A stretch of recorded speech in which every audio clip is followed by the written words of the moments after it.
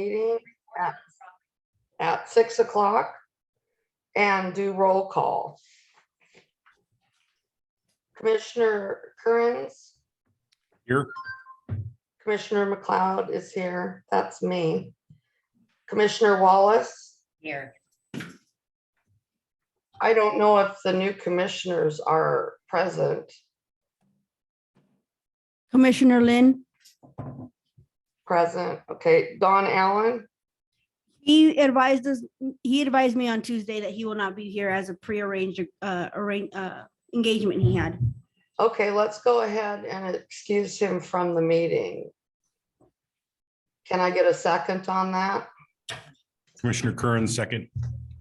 Thank you. All in favor? Aye. Let's go ahead and do the Pledge of Allegiance. If you don't have a flag present, please point towards the east. And let's go ahead and start with Commissioner Kearns leading us in the Pledge of Allegiance. I pledge allegiance to the flag of the United States of America and to the republic for which it stands, one nation, under God, indivisible, with liberty and justice for all. Thank you. Okay, let's go ahead and start with the approval of the meeting, the minutes. Excuse me, may I have the floor a minute? Yes, please. There's no picture on my screen. No. Bottom left. Right there. Mine just says that the meeting is becoming recorded. Okay, now I can see the picture. Now I can see it.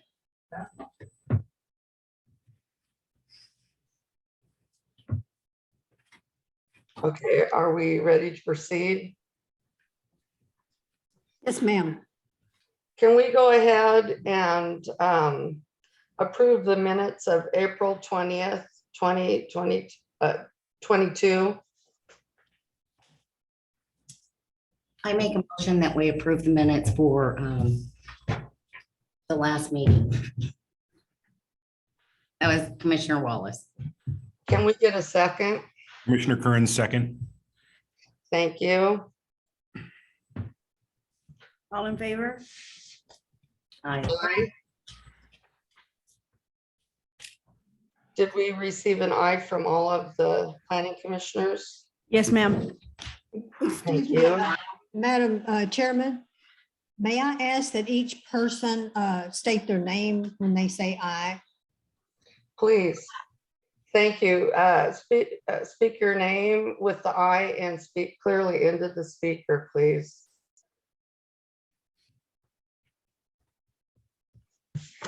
Curran's aye. Wallace, aye. Lynn, aye. McLeod, aye.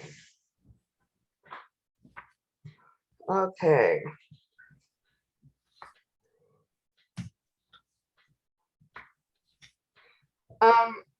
Let's see.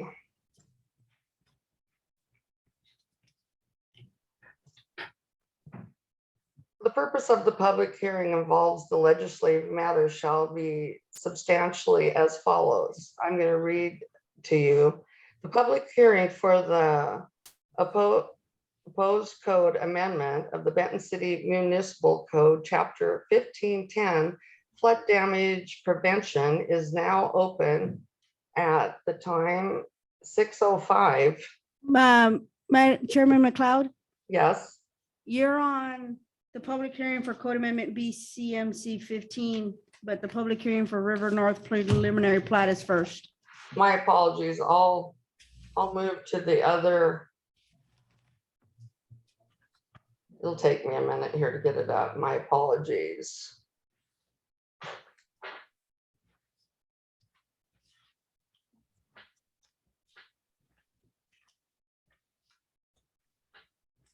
Okay, River North, I've got it up.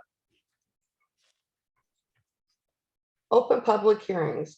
It is now time for the public hearing portion of the meeting. The time set is now 6:05.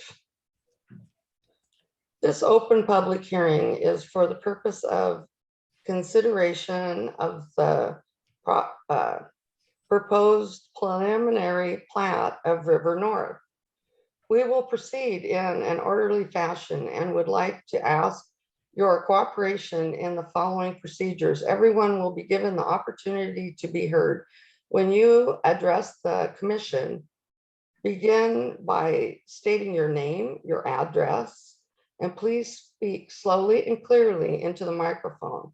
Before we begin tonight's meeting, I need to remind the audience and the commissioners that Washington state law requires that public meetings and hearings like the one being held this evening not only be fair, but also appear to be fair. Washington state law prohibits members of the Planning Commission from communicating with members of the public concerning the subject of the public hearing outside of the public hearing meeting. In addition, Washington state prohibits Planning Commissioner members from participating in the hearing or the decision in which the members may have the direct, indirect, or may be either benefited or harmed by the city's decision.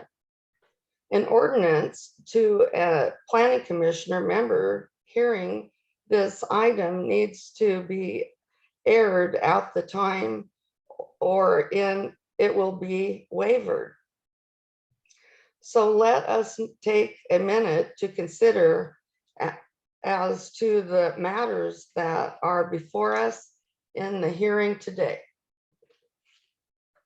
We have 4.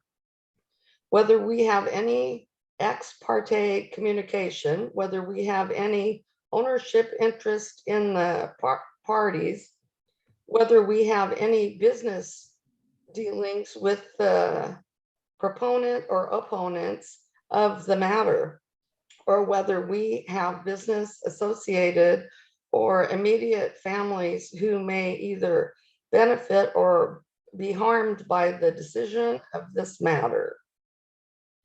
Are there any commissioner members who have a declaration at this time regarding any of the items on the agenda?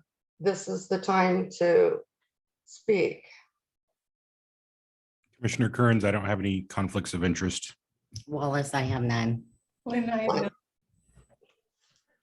I was unable to hear the last one. Lynn, I have none.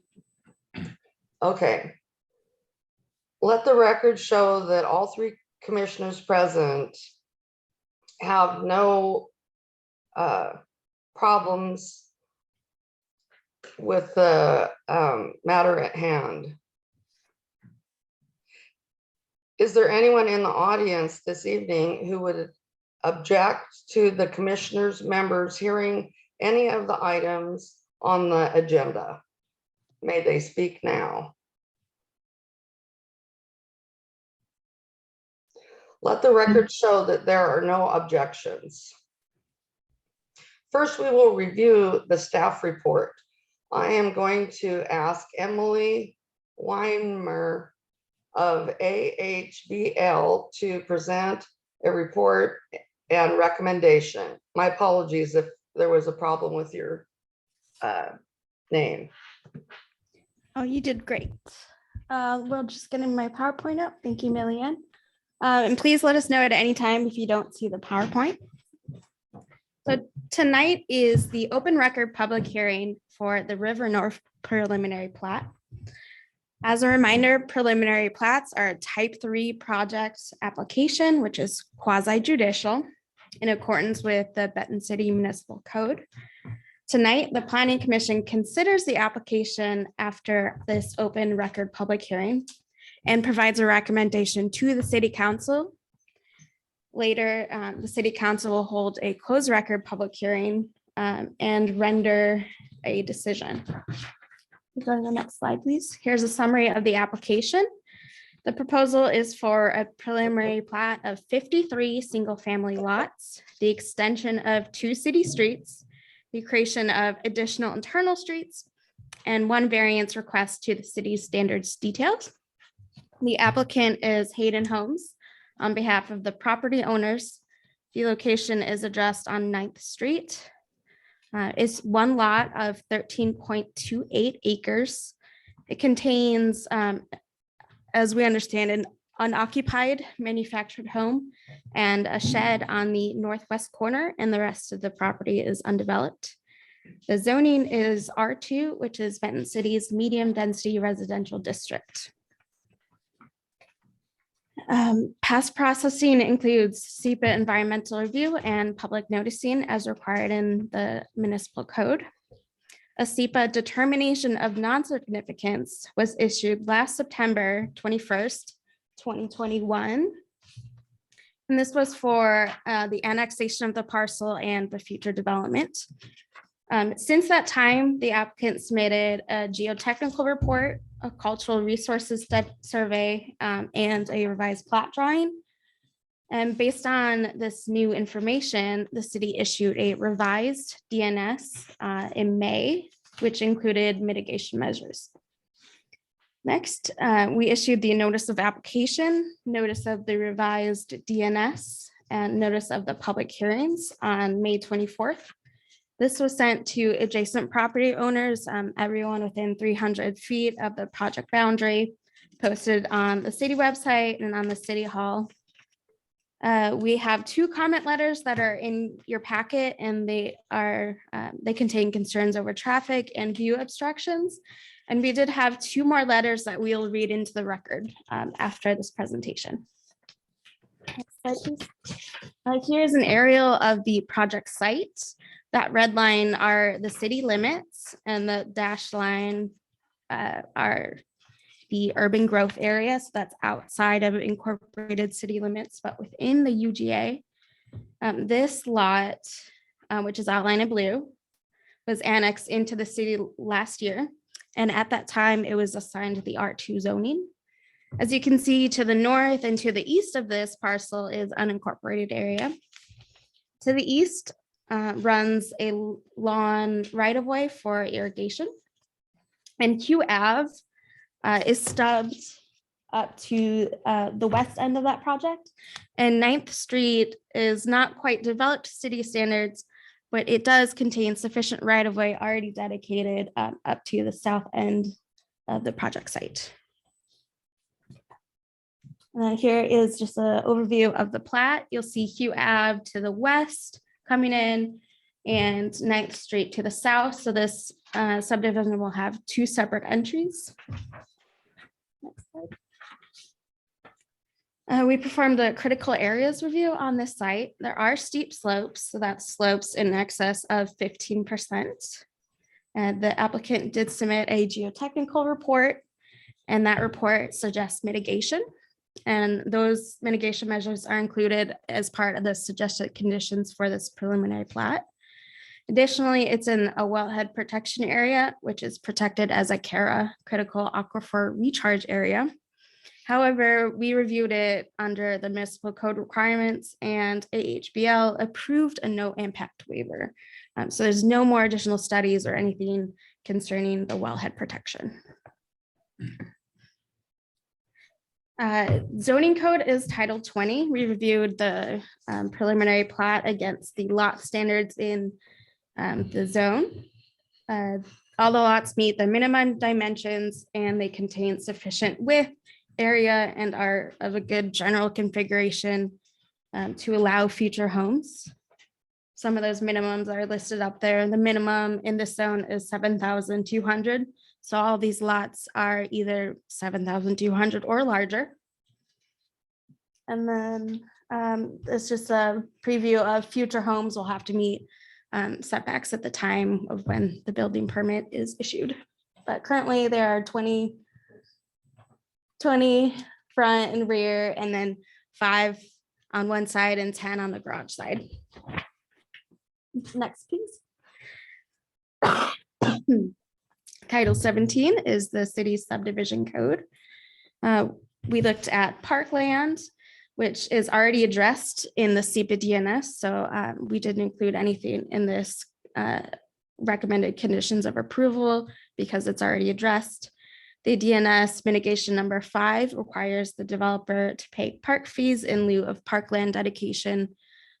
Staff asserts that this is not a great site for a public park, so the code allows in lieu fees instead of a park dedication, and that's the route we went. The subdivision code requires that this subdivision takes into consideration future subdivisions and the development of neighboring properties. So that's why there's a stub road, which I will talk about in the next slide. Corner lots have to be 10% larger in area and width, and there's one lot that did not meet this requirement, so we added that to the conditions. And as for right-of-way improvements, all public streets have to be improved to the minimum standards. For traffic, as with all development, there will be increased traffic, but the proposal is not anticipated to reduce the existing level of service below city standards. So if you go on then my next slide, please. Okay. Oh. Okay, this is a picture of the plat overlaid on an aerial. So this is where you'll kind of see where the lots will be configured. Hugh Ave to the west coming in, 9th coming up from the south, and some internal circulation on those 3 roads. If you click once more, that's where the stub road will be. The parcel to the north is in the UGA. So anytime the comp plan plans for future growth, we look out 20 years into the future, and in the UGA, 20 years in the future, this property might be annexed in and developed to a much smaller lot size. So we worked with the applicant to place this stub road up to that location. We believe it's not feasible to go out to the east because of the steep slopes. So we are recommending just the one stub road to the north to accommodate any future development. And it will be the same as the current stub road on Hugh Avenue to the project site. So if you're wondering what that looks like, Hugh Avenue ends, and that's what this stub road will look like. Next slide, please.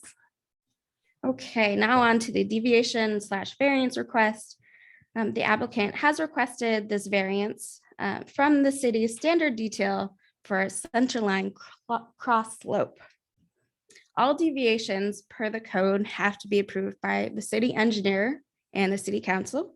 City engineer Alan Rainey has reviewed this request and given his approval. So the graphic shows what a typical roadway section is. You can see the high point is in the middle and it folds down. So water goes down to each side. The single slope roadway, it just goes all to one side. This is really advantageous for areas of steep slope that exist on the site. It reduces ground disturbance, so it helps maintain and protect those existing slopes and some of that natural terrain. And overall, there's less grading that is required, so that's why we are also recommending approval of this deviation. Next slide, please. Okay, here's our recommendation. As conditioned, this application does not appear to be detrimental to the general public, health, safety, or welfare. It meets the basic intent and criteria of those different chapters of the municipal code that I went over, as well as the Benton City Comprehensive Plan. So we're recommending that the Planning Commission, upon reviewing this and taking public comments, forward a recommendation of approval to the City Council. We created some recommended conditions that include approval of the variance that we spoke about, geotechnical work to address the steep slopes, construction of 9th Street to the project site from Kitty Ave, and the applicant mentioned that grinder pumps may be used. If it's not feasible, the city engineer can approve grinder pumps to allow wastewater from individual lots that can't reach the city sewer through gravity. So the city engineer will review any placement of grinder pumps, and these grinder pumps, if they are allowed, they will be privately owned and maintained, and the city won't accept any maintenance responsibility or ownership for them. And since the writing of the staff report, the city did receive word from the Department of Archaeology and Historic Preservation that they concur with the cultural resources study.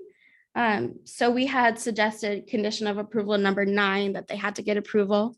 So they did. So condition 9 is already met, but it doesn't hurt anything to just keep it in there, or you could vote to admit that.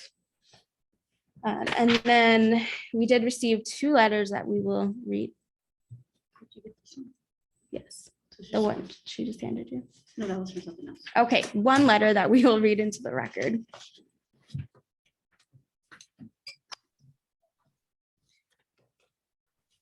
Date Monday, June 13th, 2022, to the Benton City Planning Commission regarding River North preliminary plat public hearing set for Thursday, June 23rd, 2022.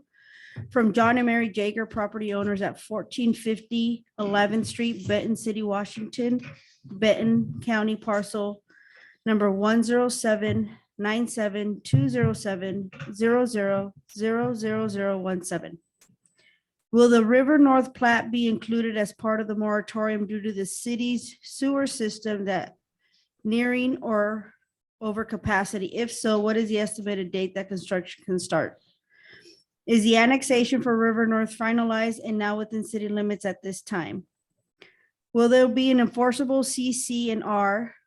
Will the builder be placing a fence between the existing lots that border the new development on 3 sides? If so, what material will they be required to use? We have not seen consistency between one community and the next to date here to Benton City. Wrangler Addition was required per their community CC&R to install a very specific 1-color plastic panel fence, and it has not been enforced, nor has it been required in neighboring new communities. Will the builder work with the property owners in Wrangler Additions, lots 13 through 21, who paid a premium for a view lot, perhaps no 2 stories backing up to those lots? The meeting notice states 50 lots. The preliminary plat actually shows 53. Will the builder be required to put a park for the community? Will the existing power lines on the east side of Wrangler Addition be put underground like other new developments within the city limits? Will the easement in Wrangler Addition between our home and Ms. Alvarez's still be required? Our builder told us access was limited to being able to walk through our lots, not to bring in equipment, etc. Reason being, there was access via a county road at that time. We are concerned about the increase in traffic within Wrangler Addition due to an already busy neighborhood, as 12th Street is a thoroughfare for the homes that branch off of Neptune Avenue.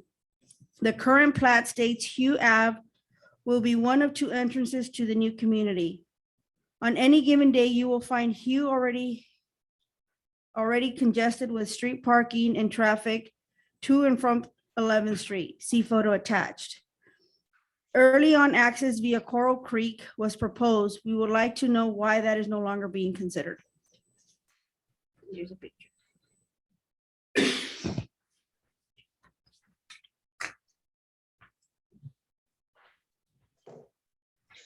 Well, that's all for my presentation. If you could move on to the next part of the public hearing, please. Thank you, Emily, and thank you for the letter. Commissioners, do you have any questions or comments for the city staff about this matter? This is Commissioner Wallace, and I have some feedback question. This is regarding the critical aquifer recharge area. And I believe you did your due diligence in going to ecology and getting the information on the new wells. I call them new wells because down slope across from the irrigation ditch, there's a significant slope. And everyone down Lower River Road beyond city limits are on well. So, and they are basically grandfathered, meaning they were in existence prior to the regulations being developed and enforced. So I wasn't sure about why there weren't mitigating factors imposed on that, or maybe it needs further consideration in that fact. Sure, I can address that. Regardless of whether we require additional studies, there are certain regulations in the critical areas code that apply. Since this is a single family neighborhood, we saw it's called a no impact waiver. If it was a commercial development, then we would have been more concerned because commercial developments can have gas stations and those things can impact groundwater. But with a residential neighborhood, we did not anticipate any impacts to groundwater. So we concluded that there's no impact. Okay, they're going to basically have dry wells to manage their rainwater runoff and et cetera from the road into the ground that will infiltrate to the groundwater. And so I wanted to raise this because it is a little concerning. They're going to have pesticides, oil, petroleum products, other materials entering those storm drains. And so therefore it could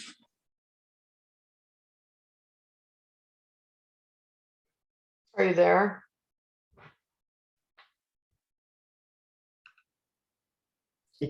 apply, such as perhaps instead of putting like to soil, like usually they have the, I'll just describe it. I'll say 55-gallon drum with the bottom sawed off, and they just put it on the dirt and the water infiltrates. It goes right into the surface. I don't know if there's such a thing or a requirement where at least you can have a contained system where it evaporates versus infiltrating directly into the soil and groundwater. I'm not an engineer, but stormwater does have to be managed. There is the stormwater manual for Eastern Washington. And so I don't really know that much detail about it, but stormwater does have to be managed and treated on site. It can't go off site. This is Chair Commissioner McLeod, and I completely agree with Commissioner Wallace. I'm familiar with having my own well at one time, and they need to put precautions up so that that runoff water does not run into the wells. So that's something that the city hall should consider when they're making their decision. And I wanted to continue. This is Commissioner Wallace again, was that you had mentioned treatment. In fact, there will be no treatment. It will be direct disposal to the ground. So that was my concern. What I was thinking about was an alternative to treatment where the runoff is basically allowed to evaporate in a container versus infiltrating to the soil. And that was my point. And I don't know how we would address that or if it can be. It would be a deviation from standard design, if you will, of the stormwater runoff drains. But I think it probably should be considered. There are a lot of people in that area that depend on groundwater. The city water only extends to the city limits. So everything beyond, I don't know, road down, the church down there and beyond, everybody's on, well, there is no one on city water. So there is a huge population down there. I know it's not within the city limits, but it is within the growth management area. And even if it wasn't, we should take this into consideration. So that was my comment, feedback. All right, is there any more comments from the other commissioners to the city staff on this matter? I have a comment. I'm not a commissioner. We'll take public comments. We'll be to that section here in just a moment. Hearing no more comments from the commissioners to the city staff, would the applicant please present their request? Please state your name and the address of record if you are available. Please come up to the bench and state your name clearly and your address for the record. Thank you, sir. Brian Thorson, Hayden Homes, 2464 Southwest Glacier Place. That's in Redmond, Oregon, 97756. Thank you, Emily, for the thorough presentation tonight. Hayden Homes agrees with the project as conditioned. To address some of the concerns as far as views go, I spoke to some of the concerned neighbors here this evening. Before the meeting, I cannot guarantee anything, but we will take into consideration the grading along the our west boundary, their east property boundary. Out of the house plans that we have chosen for this development, there is one 2-story. Everything else is a single story. So that's good. What else?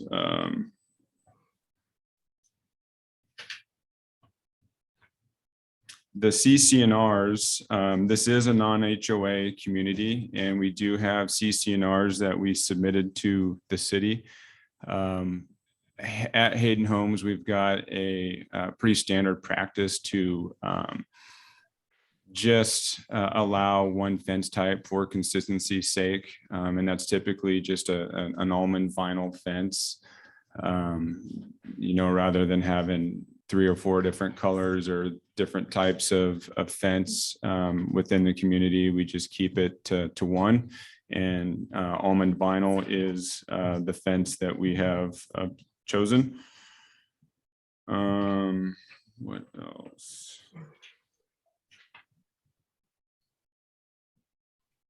Yeah, I think that's it. John Federoff, our engineer, is here. He could probably speak to the whole storm system thing better than I could. I am here if you have any additional questions for me. You know Go ahead. which lot gets the 2-story house? It's not determined at this point. So they're not predetermined. Out of the 53 lots, there's a single 2-story plan. And they just kind of randomly get placed on those houses. And again, we'll discuss it internally. I can't make promises, but we can certainly take a look at that to try and lessen an impact. Thank you, Brian. At this time, I would like to ask the commissioners if they have any questions for the applicant about the development. Yeah, this is Commissioner Kearns. Could you help me understand with I heard the discussion about like a grinder pump, and I'm assuming that's like a sewer lift station to feed to the city because elevations aren't accommodating gravity feed to the city. Can you explain to me how that works? Is it part of the design that it needs a sewer lift station, or is that still to be determined? No, it's determined now unless there was the availability of sewer to drain to the east out to River Road, that these grinder pumps, individual grinder pumps would be needed. That lower road is lower than the sewer coming in on 9th or off of Kitty. Okay. Yeah, sounds good.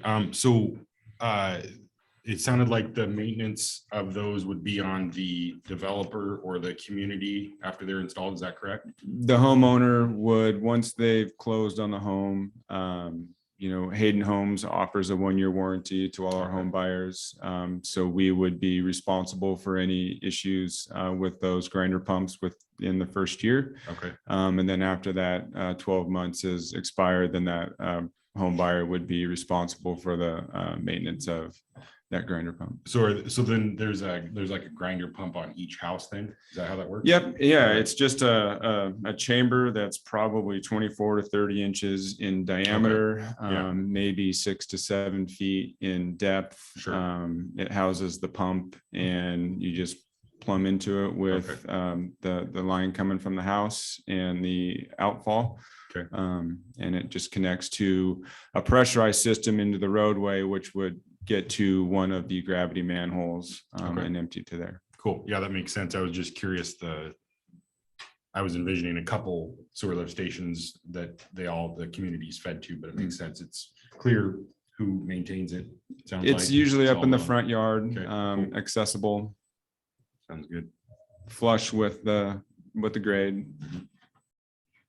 Can't hardly tell they're there. Okay, at this time, I'd like ask the other commissioners if they need to speak with the other gentleman that was with Brian from Hayden Homes, or are we ready to move on? Did you say you brought your engineer? Yes, the engineer is present tonight. I don't know if it's appropriate to ask him about the dry wells for the road stormwater runoff or not, or if you guys have came to a determination. I could be completely off base on my understanding of how the stormwater runoff management works. I agree completely with Commissioner Wallace because I'm not certain as well. Please state your name and address for the record. Good evening. My name is John Federoff. I'm with JF Engineering, and my work address 104 Clover Island Drive, Suite 201 in Kennewick. To your behalf this evening on Hayden Homes, of course. And sorry if I'm sitting in the back there, I couldn't quite hear your question. Could you please repeat that for me? Yes, Yeah. basically, I'll kind of back up. There's an area downhill, I assume, pretty sure you've been to the site and you've seen it. Well, there's the irrigation district right away and Yeah. everything on the east side is all downhill. Yeah. And everybody down there is on well. Yeah. There's no, option to be on city water. Yeah. That was why I was a little concerned about the stormwater Sure. runoff. And perhaps you can speak to the design of how these Yeah. Yeah. you bet. containment facilities function, because I may not be correct Yeah. in my understanding. Yeah, you're correct. The stormwater is collected and generally being disposed in dry wells, as you're discussed. As Emily pointed out, this system has to comply with the Eastern Washington Stormwater Management Manual, which protects the groundwater from runoff. For our design standards have to meet that requirement. The city engineer will take a look at our design and review that. Part of the treatment system for projects that we're utilizing is what's called cation exchange. And it is, take a look at the soil mix and the type of soils that we're in to see that it has sufficient cation exchange to provide treatment to the stormwater runoff. If it doesn't, we amend the soils as we do our construction. It's really just compost, and it acts somewhat, if you will, like a water softener, where the water softener removes hard water, calcium out of your systems. The stormwater system utilizes cation exchange for treating the stormwater, and you're removing heavy metals, petroleum, byproducts, that sort of thing that come into the stormwater. Generally, individual wells will have 100-foot protection, sanitary protection radius around them, that you can't put dry wells and infiltration systems inside of that, because individual wells have a very low withdrawal rate. They're not pumping a whole lot of water. It's not a city well that's pumping hundreds of gallons. It's pumping 10, 12 gallons a minute. And so the influence area, that 100-foot radius, is set up to handle protecting that well just by itself, and just that 100-foot radius, or the radius around the well is set there to protect it. That's set up by the Department of Health. And we look at that when we're doing our designs to make sure that the stormwater systems we're putting in for infiltration aren't within that radius, so that another layer of protection against the wells. The soils out here, as you probably know, pretty sandy, and water is generally going down, straight down once it enters the ground, unless it hits some sort of confining layer or restriction that would cause it to move laterally. I would say probably most of the properties to the east of the canal are more influenced by the Yakima River than they would ever be by this project, is the stormwater runoff coming off of this. So, and then just to follow up on the critical aquifer recharge areas, that as I think Emily brought up, was that the residential uses are not considered to be strong or high risk pollutant generating projects, such as a gas station or a recycling yard or something like that would be. So the risk is also reduced by having this. The catch basins that catch the stormwater coming off of the streets have downturned elbows inside of them that trap oils at the first level. There's another structure behind them for another more trapping, and that helps to remove suspended solids, heavy metals out of the water before it goes into the system. Was probably going to be having perf trenches, stormwater trenches in a horizontal direction with rock around them, and then the treatment layer of soil beneath them that will provide the treatment for that. So, Okay, just so I understand. yeah, This ion exchange and this treatment, are you relying on the soil to perform that ion exchange? that's correct. Yes. So you're going to release the stormwater to the soil, which is very sandy, and it's going to move fast. Mhm. And We have to restrict the flow rates. That's part of the manual's requirements, is that if the flow rates are too high for the stormwater going through there, like you're saying, then it's not going to get treatment. So as we look at the soil types and what the soil properties have, one of those criteria is also not only cation exchange, but we have to restrict that flow down to keep it so that it's getting the treatment, provided a deep enough section beneath the infiltration facilities to provide that treatment that we need. So, yeah. This is fairly commonly used. It's one of the preferred routes because it doesn't, if you go to a pond, a surface pond or something, you have to get, in these cases, especially on a hillside project, it's at the low spot, then you have to have, and it's sitting lower than the road. So then you have to have access into it to get in to maintain that. And it becomes a real problem trying to get in to maintain those things and provide that access to get into a lined pond or something that's going to evaporate stormwater. So preferred methodology that's accepted by the State Department of Ecology is to use this cation exchange method. how does that relate with critical aquifer recharge? So the critical aquifer recharge areas are set up to protect drinking water for municipal systems that we're trying to make sure that whatever goes on inside of those areas is either restricted and can't be developed, couldn't be put inside of that area, or that there's, if necessary, additional treatment methods that it would have to go on. Like I said, the subdivision projects are not high risk, high pollutant generating sources of stormwater pollution. So not typically anything above and beyond that you have to go through the steps on that to take care of. That's why there's an exemption in the code. So Yeah. The ion exchange, that's pretty much going to address the metals though, but you're going to have petroleum products and pesticides inadvertently released. And from what the soil's not going to treat that. not by its, well, it may, depends on the soil characteristics again, but if the soil doesn't have the correct properties, we have to amend that to make it meet the right criteria. So. Okay, and what's the depth and how do you amend that? Is it within the area of the stormwater, wastewater management zone, or how do you go about it? So underneath the perforated pipe trenches, these are, there's a pipe that comes out of the trapping manhole. Mhm. So you have your catch basin, the trapping manhole, then it goes off into this perforated pipe, rock trench section behind, and wrapped around that about 4 feet by 4 feet. Mhm. Underneath that, then 12 to 18 inches of soil that needed for treating the stormwater. It's all part of the calculations we got to run through. Determining that depth, that area could be amended to, if needed again, to meet the requirements of the manual. And the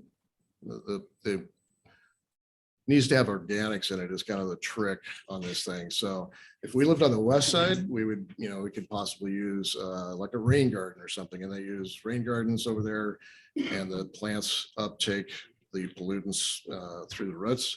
And then there's a lot more organic material in that on the west side. East side here in the Tri-Cities and the Benton County and Franklin County, there's not a lot of organics, obviously. So we end up having to amend those soils at times to make them meet the requirements. So, Okay. Yeah. I'm just trying to make sure I can visualize this and understand. So you're gonna have a common, you're gonna have all these stormwater drains along the road. mhm. And those are all gonna be plumbed into this wastewater management. I'll call it a lagoon, for Mm. lack of a better. Well, it'll be Sure. distributed across the site. So each place there's a catch basin, will have this infiltration system and things. So we may have 10 or 12 different locations on this project where we're taking isolated spots, grabbing the stormwater off the streets and taking it, treating it and infiltrating it. So it's Okay. not going to a common single facility or Okay, you'll have spot where it's multiple. going in. Yeah. Um, So it helps also slow down the flows and Right. distribute the water coming down. So I apologize, but hey, it's Address- reasonable questions. Yeah. again, the treatment of the organic components of this and the pesticides and stuff, could you please go over that? Please educate me one more time on that. So chemistry is not my strong suit. I'll just start by saying that. So basically, the makeup of the soil has the ability to bind the pollutants that are being generated, hydrocarbons. Your heavy metals are going to settle out probably in the manholes before this. The suspended solids a lot of it gets trapped in the catch basin or in the manhole upstream of the infiltration facility, as it were. So those get trapped before they ever make it to going out into the ground.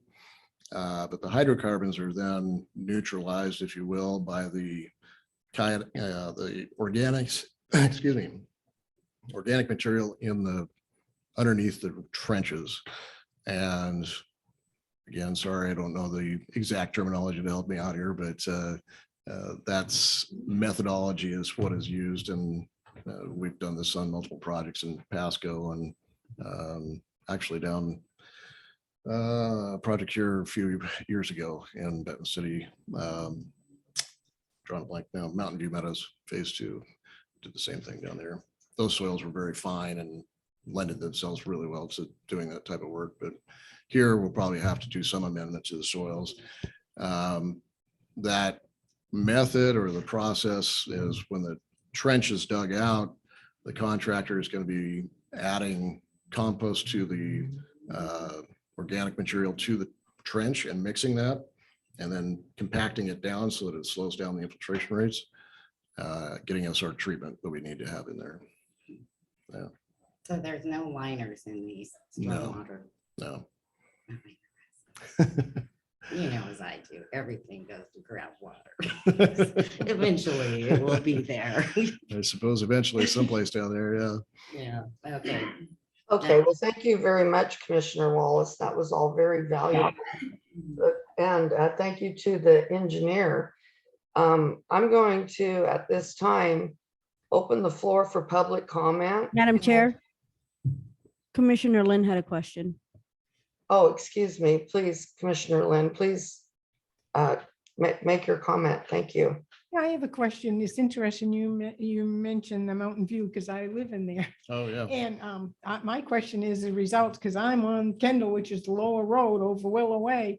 And all our backyards, when it rains, because Willow is higher than we are, floods. So I'm concerned for those people that are on the lower end of that slope, how that's going to affect them. Because it's not much fun having puddles of Yeah. water. I've got pictures if you'd Yeah, like to see. right, yeah. So the Mountain View Meadows project has some very, very fine soils, very silty, windblown dirt that's in there.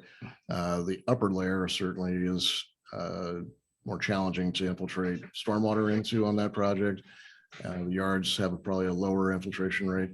The Wrangler River North project here, the sands are fairly coarse materials on the sand particles. And so the infiltration rates are a little bit better up in that area.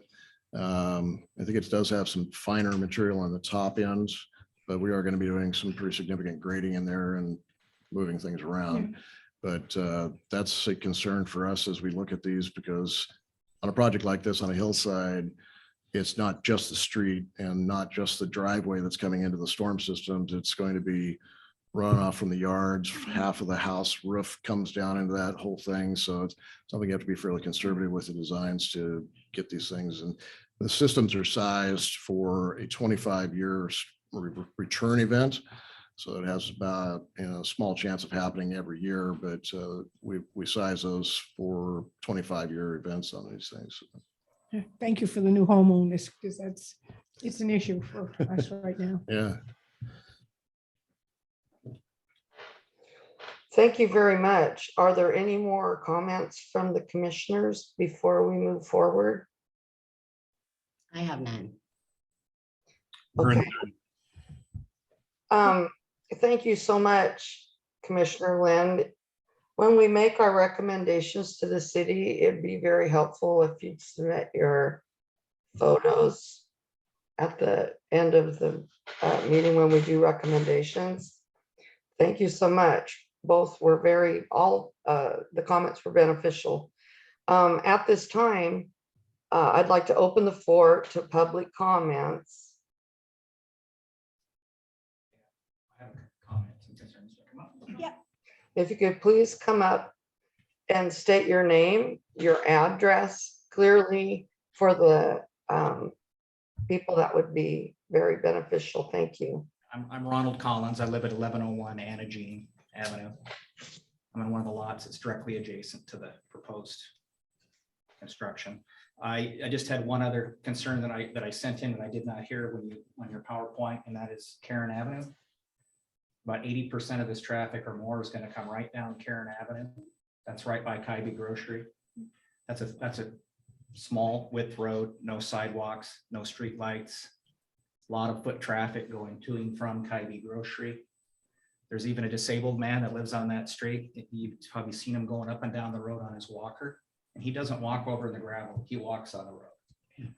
So I saw in the presentation that they said 52, traffic for 52 homes each day, evenly distributed. There's going to be more than, I don't know anybody that has a single car in their household. And there's a lot of multiple working families, and that will not be evenly distributed. Most of that traffic is going to come down Karen Road, because that's where most of the traffic goes out, unless you're going out to Hanford in the morning. And then with Hughes Avenue, only the people that pass the water tower, they're not going to drive down to the water tower and then come back to Hughes and go over. They're going to take the shortest route, which is right down Karen Avenue. So I think that needs to be, for you guys, that needs to be something to be taken into account. Right now, Wrangler, you've got Blacktop goes down that road. Almost 90% of that traffic comes down there for the new Blacktop division and for Wrangler.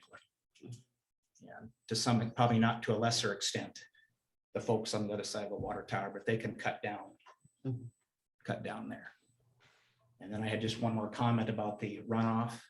Is there any way we can test? I hear the proposal, the designs and for the groundwater and such, but is there any testing post, construction to assure that that stuff won't be contaminated later? And then what if it is contaminated? What recourse do the people have down below later? That would be my only question. If I live down there, that's what I would know. Yeah, that's all I have. All right. Thank you. I have a question. Can the public direct comments to the applicant? Yes, however, it's not a time for debate. The applicant has an opportunity to rebut later in the meeting. Already. Yes. Are there any more people from the public that would like to comment on the development at this time? Is there any letters to be read? Chairman, we have 2 additional people who would like to comment. Okay, please, 3. please come forward, state your name, your address, and speak clearly through the microphone.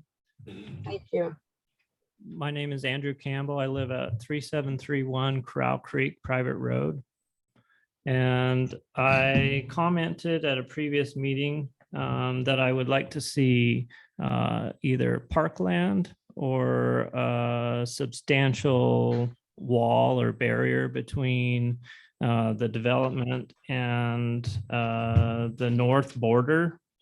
I own the property, 2 properties to the north, and there's 3 different property owners on the north border of the River North Platte.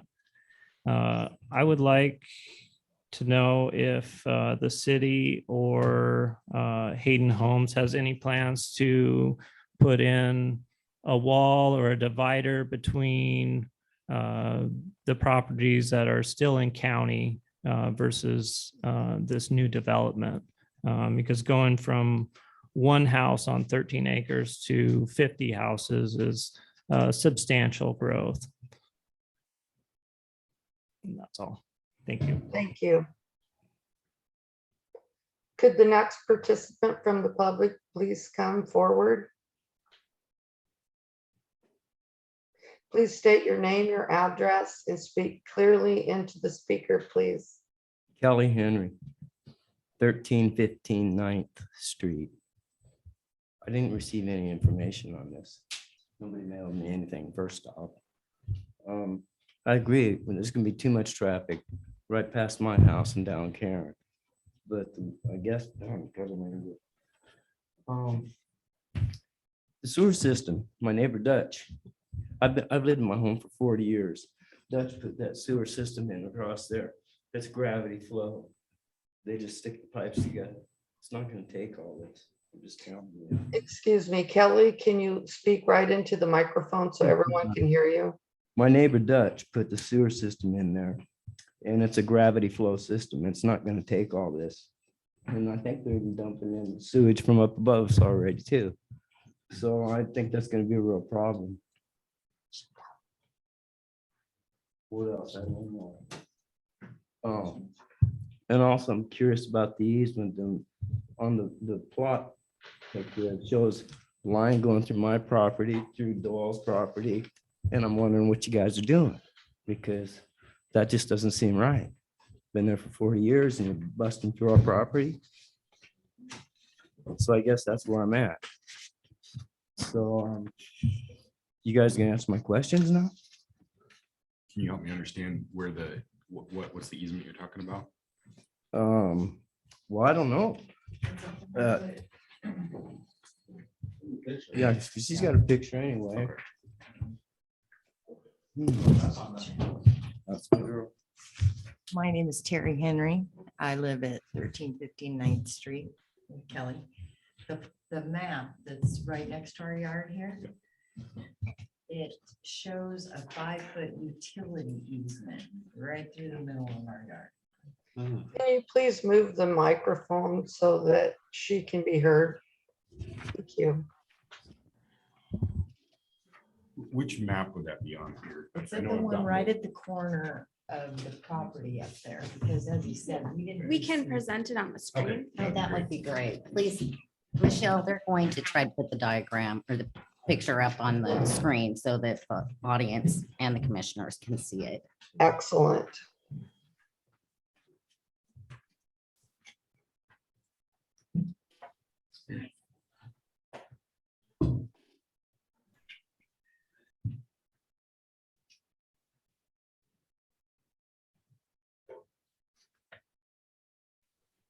Can you let Linda into the meeting?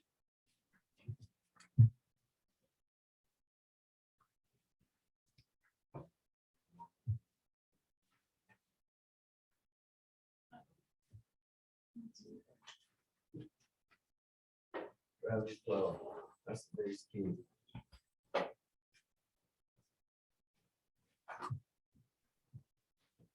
If everyone could please be patient while we get the slide up, it'll be easier to discuss.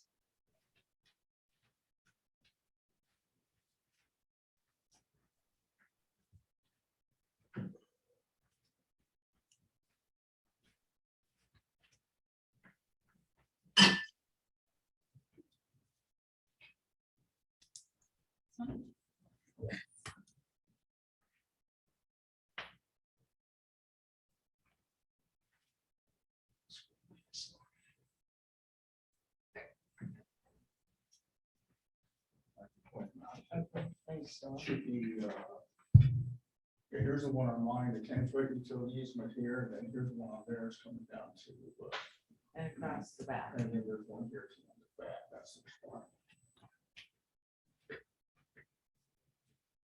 There's three of them.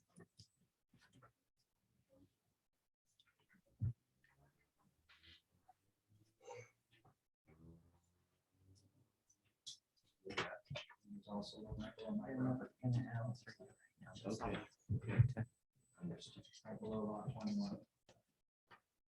I can stay for the next public hearing, but this one's blessing. She's just like,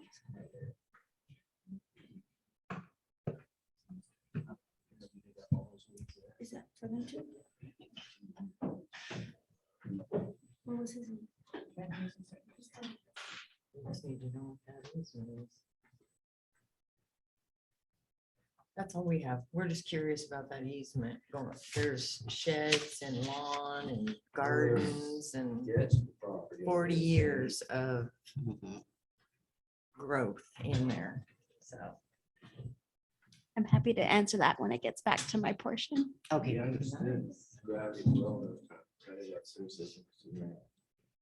It's not polluted, it's any spots. It's just stuck it together and buried. I'm having difficulty hearing Kelly. Should I tell her that? What's that? She's having trouble hearing me. Yeah. I just want you to know that Dutch did that. sewer system, He put it in gravity flow. It's not polluted any points. So I don't believe it's going to hold this kind of impact or pumps going into it. I think they're going to push it apart. Just my opinion. Thank you very much, Kelly. Thank you. At this time, is there anyone else from the public that would like to step forward to the podium, state your name, your address, and speak clearly into the microphone? Yeah, Doyle Dunlap, 1312 9th Street. The concern about the fence has been brought up a couple of times, and it was addressed by the gentleman from Oregon. My question is, how tall is that fence? And is it going to have a concrete border at the base of it? Can that be answered? That'll be answered at the Okay, he section just said they're of. putting up the same kind of fence all the way around. Okay, so what I'll do Doyle? right now is he'll do this, we hear the public comments and then there'll Okay. be a section where he will address the public comments. Oh, very good. Okay. And the other question I have is there's going to be elevation changes between properties because there's some huge drop offs down on that property. And I'm just wondering what they're going to do to, obviously, I'd like to know what, they're going to put some stem walls in there if they're bringing their elevation up or if they're dropping it because they can't change my elevation. Does that sound right? Okay, and then the utility thing has been addressed and that'll be answered later. Thank you, Doyle. You're welcome. Is there anyone else from the community that would like to have this opportunity to make comments? If so, come up to the bench, state your name, address, and speak into the speaker clearly.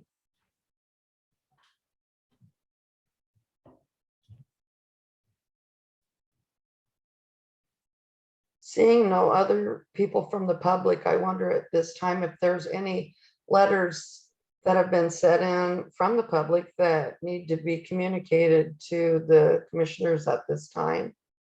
That has already been addressed. All right, thank you. At this time, seeing no more public comments, would the applicant like to respond to and rebuke the comments or present a closing argument to the commissioners? That would be Hayden Homes and or the engineering for Hayden Homes. Hello, it's Brian with Hayden Homes again. To address the fence, I should clarify that At this point in time, there's not a plan to install a perimeter fence all at one time. The CCNRs address the fence material type, but there is not a plan set forth to install that boundary fence at one time. The height of the vinyl fence is a typical 6-foot fence. And it does not usually include the concrete mow strip beneath it.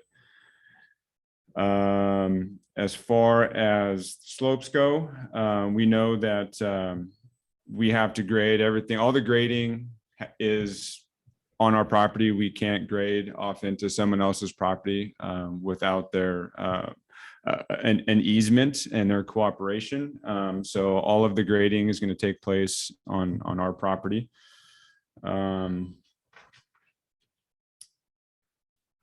The park that we are not installing a park in this community. We, as the DNS mentioned, we would be providing a fee in lieu of dedicating a park.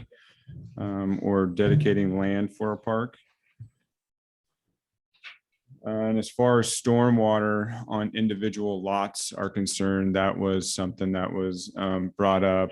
You know, it is every homeowner's obligation. It's the developer builder's obligation to make sure that all runoff stays within our property legally and legally lot to lot.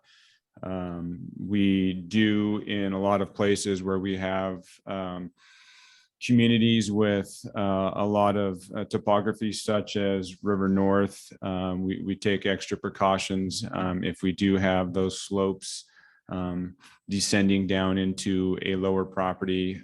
We install cutoff trenches, stabilize that slope with fabric, and usually place a rock on that fabric. Even if the backyard isn't being landscaped, we address the slopes and have cutoff trenches that are lined with fabric and rock to catch any water and help get it into the ground before it has an opportunity to migrate to someone else's property.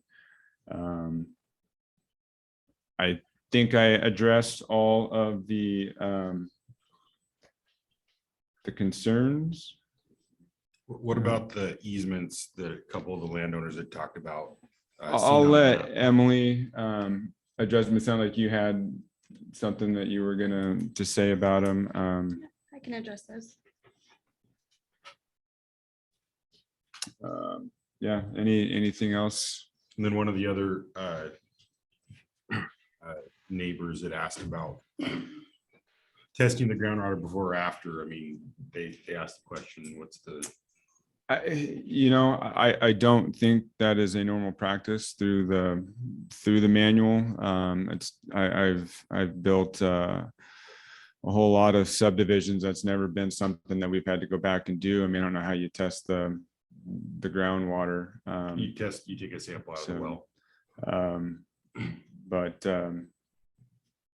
yeah, I mean, that's not something that I think at this point we're. Well, it sounds like if the design though is as good as you guys say it is, it shouldn't be a concern. We're going to design this and build this per the code and specifications that are outlined through the Eastern Washington Stormwater Manual and the Benton City Municipal Code. There are the guidelines that we have to follow, and we will follow. At this time, are there any other commissioner members that have questions? Or let's wait a minute. Let's ask for the staff the final comments, and then we'll move on to the commissioners' turns. Okay, I made a few notes, so hopefully I address everything, but if not, I can talk more. You saw a number up on the slide, that's 52 trips, and that's for the PM peak only. So that's the PM hour. I think it's 4:30 to 5:30. I'm not sure when the PM peak is, but that's the common measure for traffic impacts. So we just look at that. So that's 52 trips between that hour. As for traffic, any mitigation that the city imposes must be proportional to its impact. So the addition of these cars is not enough to require additional mitigation. Even though there may be some issues already, it's not on the applicant because they haven't caused the pre-existing issues. Traffic, That was more directed at you guys. okay. The city and. Could you please come to the bench, state your name, your address, and your concerns? Otherwise, you have to wait until it's your turn. This is Ron Collins again at 1101 Anagene Drive. So that's, I'm just commenting that concern was addressed towards Benton City and the county planning folks, you know, for access. So I realize that's not on the developer, but okay, thank you. Thank you for your comment. As for groundwater testing, it is a care of for the city wells as well. There's 2 city wells that this area is in the 5 and the 10-year time of travel. And so the city does testing on its groundwater sources that are drawing from this area.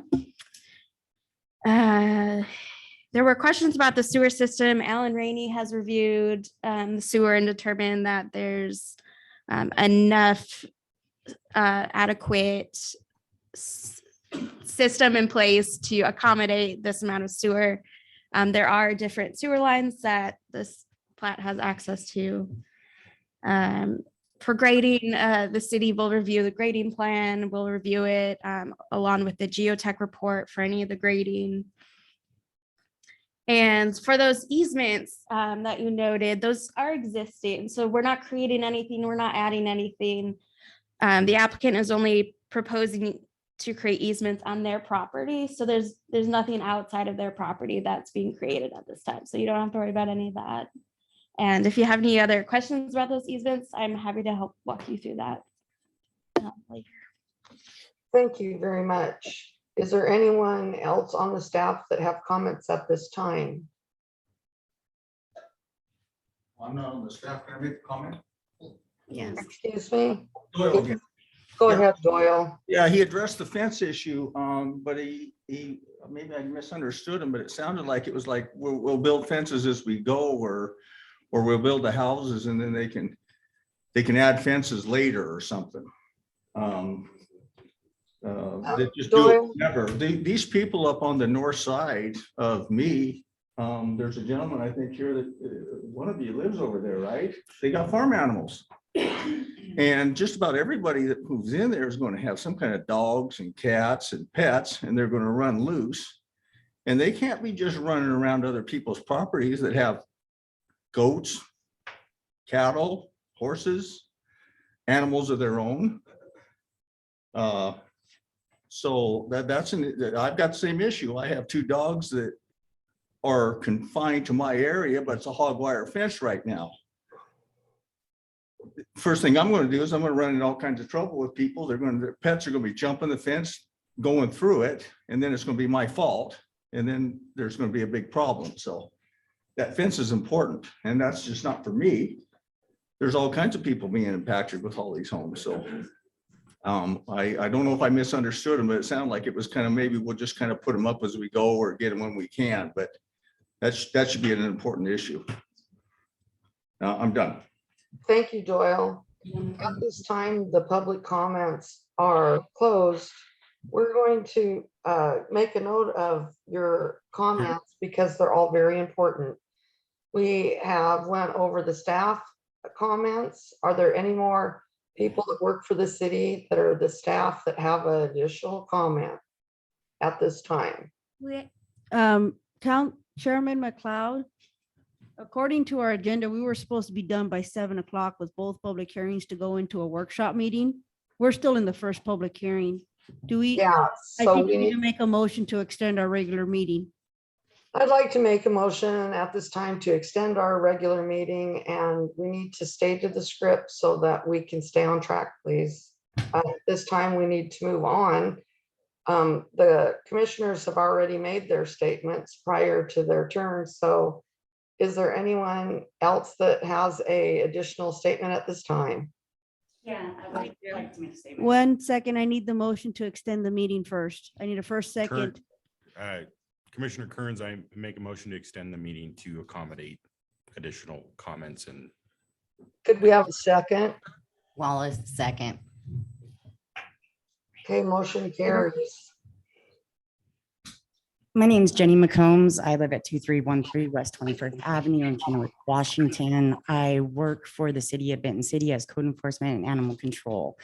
So I also do process permits and stuff. And so the question about the fences is a good one, especially when the home, you know, there you got developments going in. It is a little bit of a nightmare, as it was like stated, is once the homes are built and you do have this agreement, like the homeowners have an agreement with the CCR, I'm not sure, and I'm gonna need to educate myself on that process.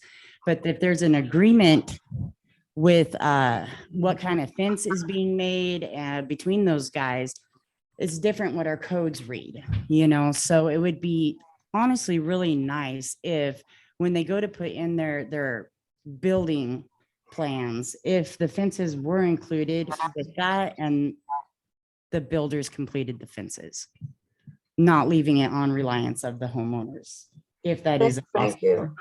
Thank you. That can be put into the recommendations. At this time, the testimony portion of the hearing is now closed. The time is now 7:17. Let's see. Sorry, I keep losing my spot.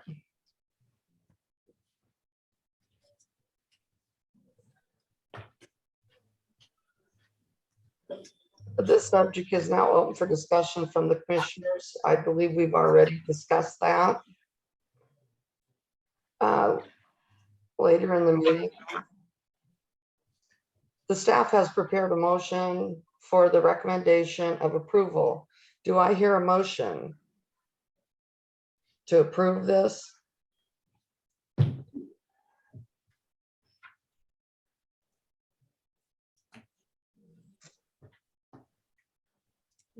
From the commissioners, can I get a motion? If you go to the PowerPoint, we can get the motion. And planning commission is welcome to still talk about it, but I will say there's a typo in my staff report. There are 6 findings of fact. So I did put the new motion on the PowerPoint slide. So if you can read that one when you're ready. Chairman, this is Commissioner Kearns. Can you please clarify what you're wanting to make a motion on? This is for approval or making a recommendation to city council to approve this. Okay, I got you. I move to adopt the 6 findings of fact and 10 suggested conditions containing in the staff report, including the approval of the variance and recommended approval of the North River preliminary plat application of the city council.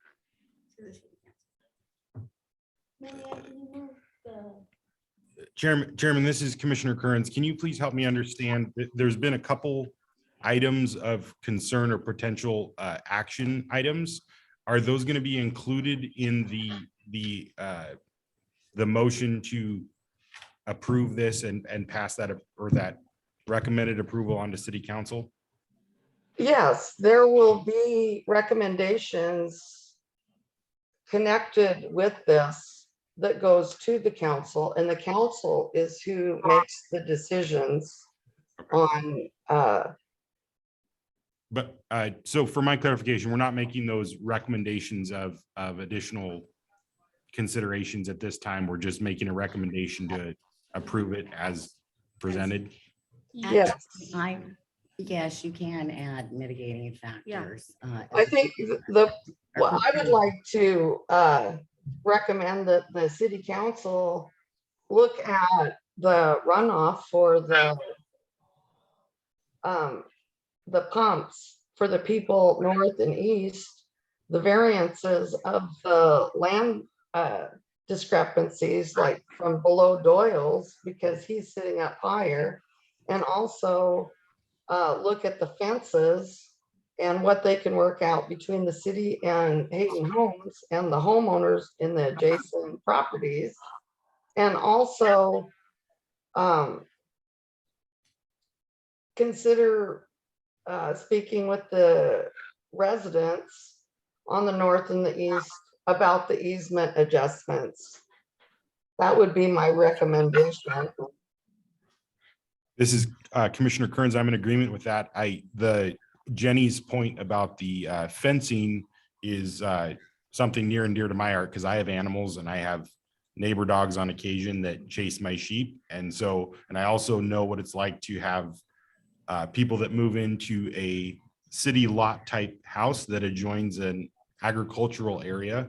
And I think that it would be beneficial for the tranquility of the city and also the boundaries between the county and the city to put some consideration in for barriers or fences. Chairman McLeod, so basically to answer Mr. Curran's question, you can read the suggested motion up there. And then where it says conditions contained in staff report, including the approval of the variance with addition to concerns about the fencing, stormwater, easements, blah, blah, blah, blah, blah, blah, blah. So you need. Okay, I just read that. I see that there's some retyping there. Do you want me to read it for the public? Millian can type it out if you'd like. Yeah. So you have to read the motion. I need to start reading. Okay. Yeah. I Well, moved. let her finish typing it out. What would you like? It to say? Yeah. If it would help, she could type it out. Yeah, if you can. Yeah, just the consideration of the fences for separating county versus the city urban growth, or whatever it is. And then we had the stormwater, right? The stormwater and the flooding to the north and the south. And also the land variance discrepancies from the north to the south as the variance changes in consideration for the fencing between adjacent property owners. What do you mean by the land variance? Doyle's house is way above Oh, the elevation, you mean? the elevation. Yeah, there's a variance there. There's a huge difference in the level of Doyle's house that's extremely high compared to the development.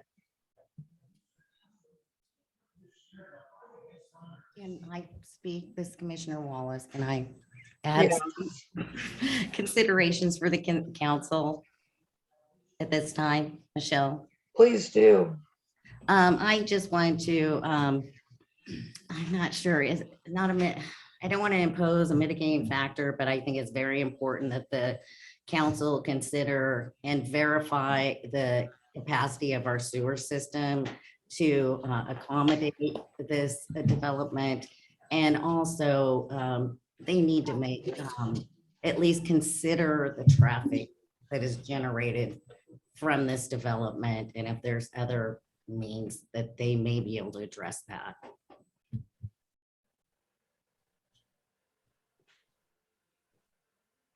I'd be referring to the Avenue. Yeah, the whole, the everything. If I understand correctly, this is City Clerk / Treasurer Rebecca. From what AHBL is mentioning, the issue of the traffic is even now, prior to this subdivision. So I think that's something that we might want to look at putting into maybe our capital facility plan or our 6-year street plan improvement, but not tie it to this because it's prior to this, but it's something that we should bring to their attention. That's what I was asking, to just to bring these, their points of clarification, I think the council should make in consideration of this proposal. That's what I'm saying. Yeah, I think at the closed hearing, we'll make sure to let them know that Karen Ave is an issue, but not a tight issue. Kind of deal. Okay, so are we ready to move on and have me read this? The person making the motion will be Levi. Okay, Commissioner Kearns, I'd like to read it. I move to adopt the 6 findings of fact and the 10 suggested conditions contained in the staff report, including the approval of the variance with the council's additional consideration of fencing along the urban growth boundary and for variable slopes, stormwater, and flooding concerns to the areas to the north and south, and recommend approval of the River North preliminary plat application to the city council. Thank you. Anybody to second? Second, Lynn. You left out the considerations for the council. No, they're right there. Oh, are they? No, Okay. they're there. Okay, sorry. Okay, Jeannie Wallace, I concur. Second. Could we have a roll call, please? Councilmember Kearns, Aye or yay? Councilmember McLeod, Yes. Councilmember Wallace, Yes. Councilmember Lynn, Yes. passes. Okay, so the vote passes. Now time to close the public hearing. Let's, it's time to close the public hearing.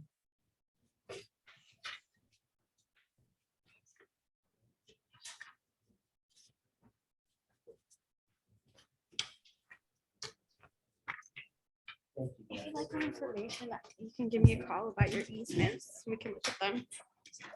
You're just telling me though, they're not gonna come dig through my yards. No. Okay. But if you want to know what's there, you can know what's on your property already. I can help you. Okay, perfect, thank you.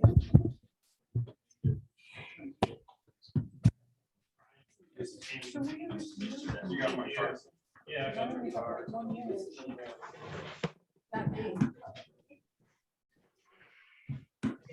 That's our second public hearing. Are there people here for the second one? No, Keep going. this one should be easy. Should we take a break? Do you want to take a break, Councilwoman McLeod? We lost Commissioner. I'm going next. Well, we're supposed to keep going, but This is Commissioner Kearns. I make a motion for a quick break, 5-minute break. 5-minute break. I second it. I second it. You always want to state a time limit. The time is now 7:28. Thank you.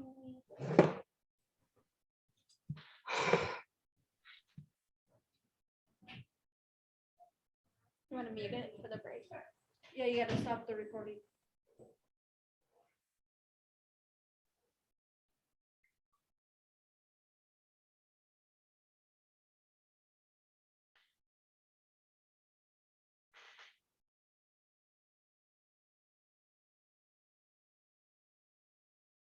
And then go watch the mayor.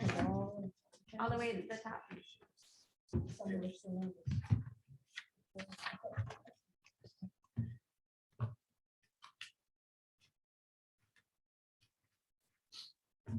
Okay, we can go ahead and start.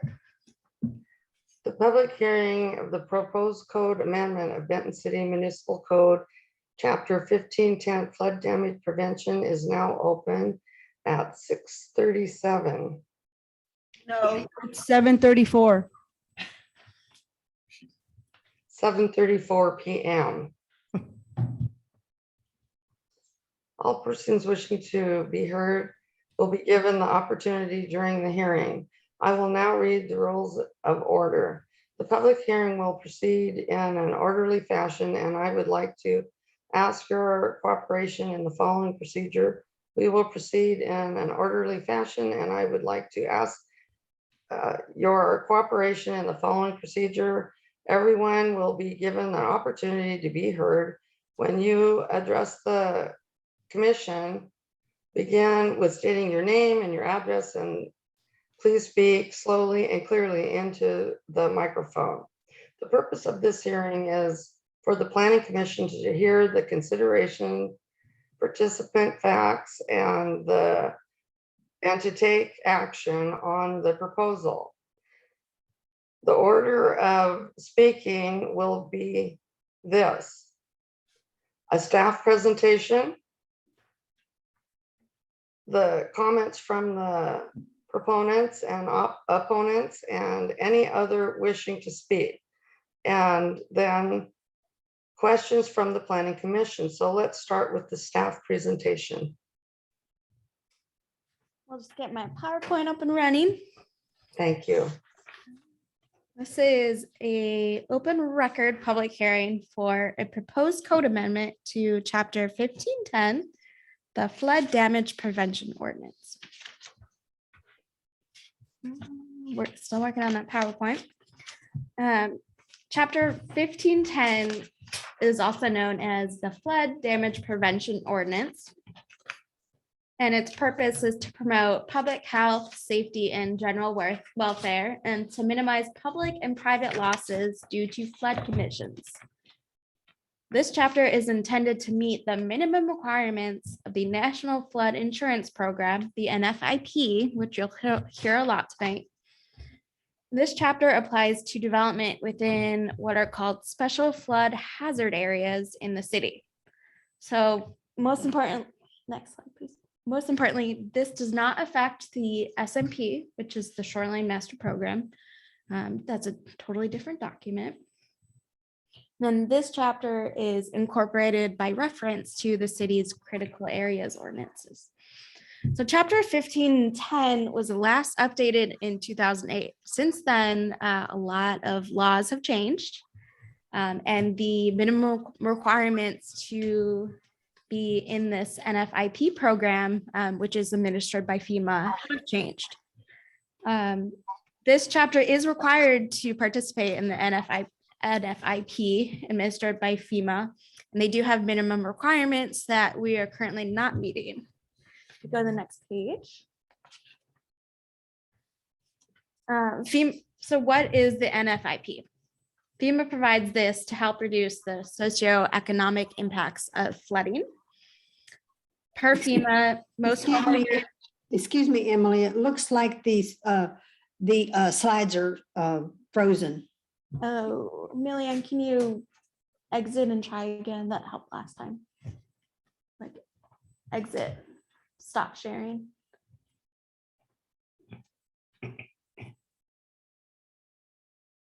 Thanks for letting us know, Margaret.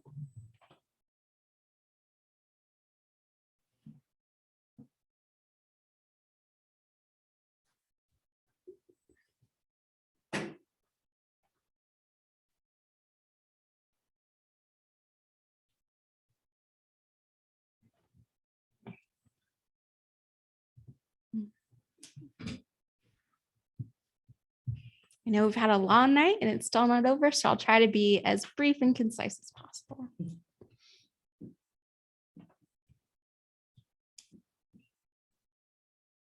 I can continue on while she tries to get that PowerPoint up and running. So most homeowners insurance doesn't cover flood damage, so that's why the federal government created this program. Flood insurance is a separate policy that can cover buildings, the contents in a building, or both. So it's important to protect your most important financial assets, your home, your business, and your possessions. The total insurance in force right now in Benton City is $5,461,800. So we're talking about quite a bit of investment in the city that's covered by this insurance program. And that this chapter needs to be updated so we can maintain the city's participation in this program. Okay. Margaret, can you see the slides now? Yes. Perfect. Okay. So how did this come about? Well, the Department of Ecology of Washington State conducts, I think it's every 4 years, 5, they conduct a series of visits to make sure that the cities are still participating and that they have everything in place so that the floodplain regulations are up to standards. So Ecology conducted this visit called a Community Assistant Visit, CAV for short, in March 2022. Jenny was a big part of that. The CAV report includes a review of this chapter. And the conclusion was it needs revisions in order to meet the current FEMA model ordinance for Washington State minimum requirements. So we prepared a proposed amendment that includes the ecology requirements and some of their suggestions to make it a better chapter. And additionally, AHBL identified other revisions that we suggested.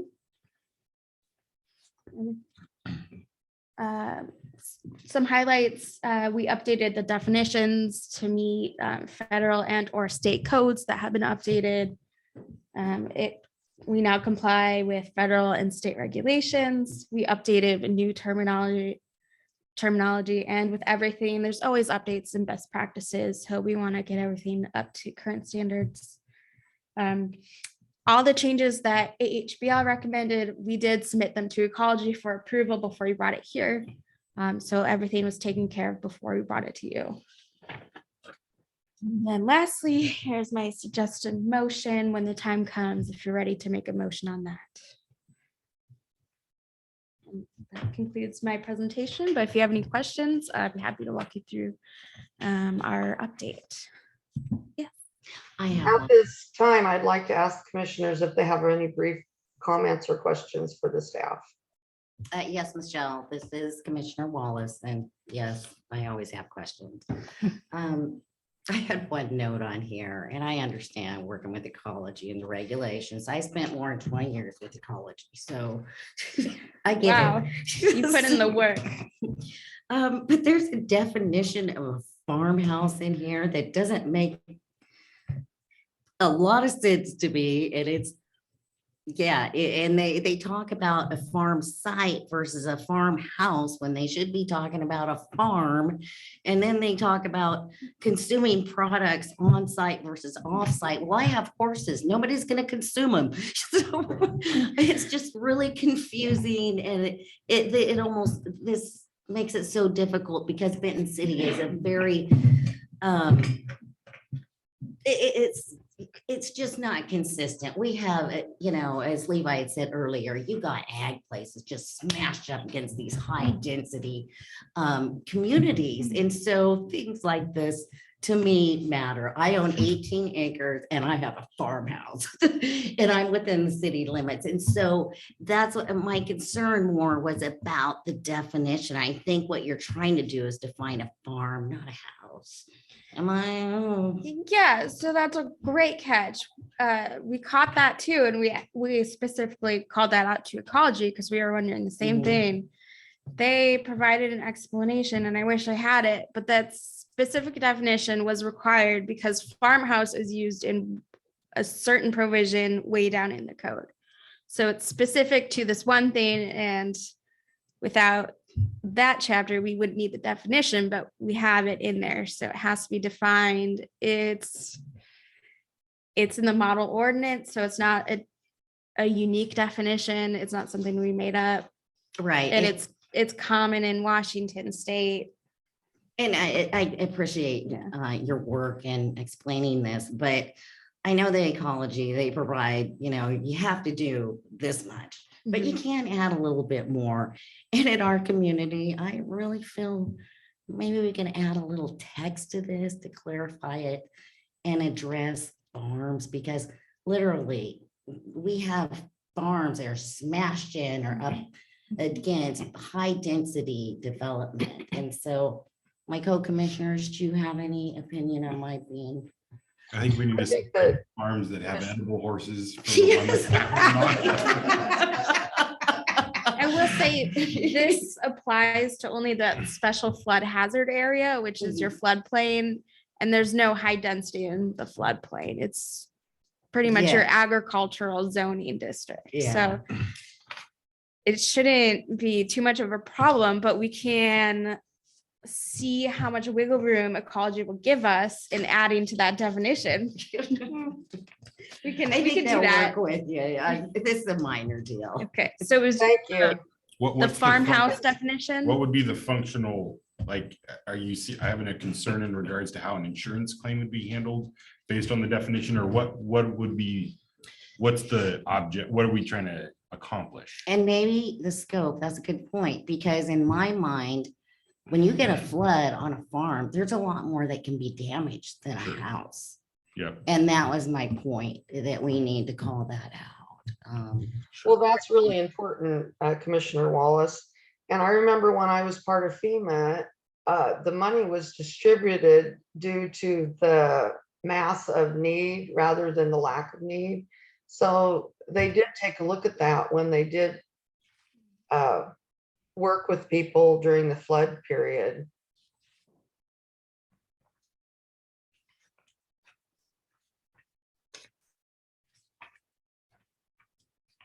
Are there any more comments from the commissioners at this time? Not from the commissioner, but from the board, clerk board. Yes, to the staff. Yes, so will that need to be verified before we recommend to city council? It can, however, the planning commissioners would like to recommend it. You can recommend approval with a contingency that we research farmhouse before bringing it to council. Or you could say, we want you to research it and come back to us before we make the recommendation. So it's however. I got a question, maybe just as a point of, so from the insurance perspective, is there a difference between, like, if, let's say you have a farm that has a farmhouse on it and it floods, is FEMA only going to replace the value of the house? Or if the definition were to change, is there the potential that there would be a broader interpretation of an insurance claim? I don't think it affects the insurance claims. This code is regulations on the land. So I don't think it's connected. I can look and we can ask ecology It's for not assistance. clear whether Yeah. it's the land or the house, because it reads as if it's the house, where if you have property, it extends beyond the house. You can have fences, tractors, barns, whatever. And that's what I'm trying, because when I read this, I'm like, where am I? I mean, I have a farmhouse, but it doesn't. Insurance isn't affected by the code. The code is trying to manage the growth to minimize the flooding risk. So insurance is separate. This code is required to be part of this program to make sure that we're managing it. So how this is defined wouldn't affect what insurance would accept or deny on their claims. And maybe another thing to add here. So it says a farmhouse is a single family dwelling located on a farm site where the resulting agricultural products are not produced for the primary consumption or use of the occupants. So this is a commercial farm that's like growing cherries and selling it commercially, as opposed to you have a hobby farm that you mostly eat the produce yourself. Is that? But for me, on my farm, I don't eat my horses, but they're business. Yeah. I mean, I do business with those. But does And it, that was just my point, because this reads, it's very limiting. I agree with you wholeheartedly, but I think it might. but will it affect the insurance claim if your horses were to drown or you lose loss? And maybe this definition doesn't actually affect the products of the farm. I think this is just defining. But why would they Yeah. attach that to the house? That's my point. I don't know. The house versus the land, and that it's confusing to me. And as a citizen, This is You have a Commissioner house, you have a barn, McLeod. your horses or your cows or whatever, there's a lot of dwellings on a farm usually. yeah, and that's why I'm just trying to get the point of clarification here. And Maybe in our recommendations, we could have the council be more specific with FEMA on what exactly it covers, because that seems to be the issue for all of us. And this is a future action. So that's what I was going to recommend to the council. They just, consider. I hopefully can answer a little more to that. I did find the section that requires the farmhouse definition. It's 15.10.330 C1. So this is called replacement of farmhouses in floodway. So floodway is in there just to allow farmhouses to be rebuilt in the floodway. And this one was optional. There's an AHBL note. If the city wants to not allow farmhouses in the floodway, we can remove this section and take out the definition. So that definition is only in there because they recommended, ecology recommended, and we said, okay, we'll propose it, that this section is here so that farmhouses can be located in the floodway. So then maybe her point does become a little more valid in that point. So if they're requiring, so basically FEMA is allowing you to decide whether you can rebuild a farmhouse in a floodway.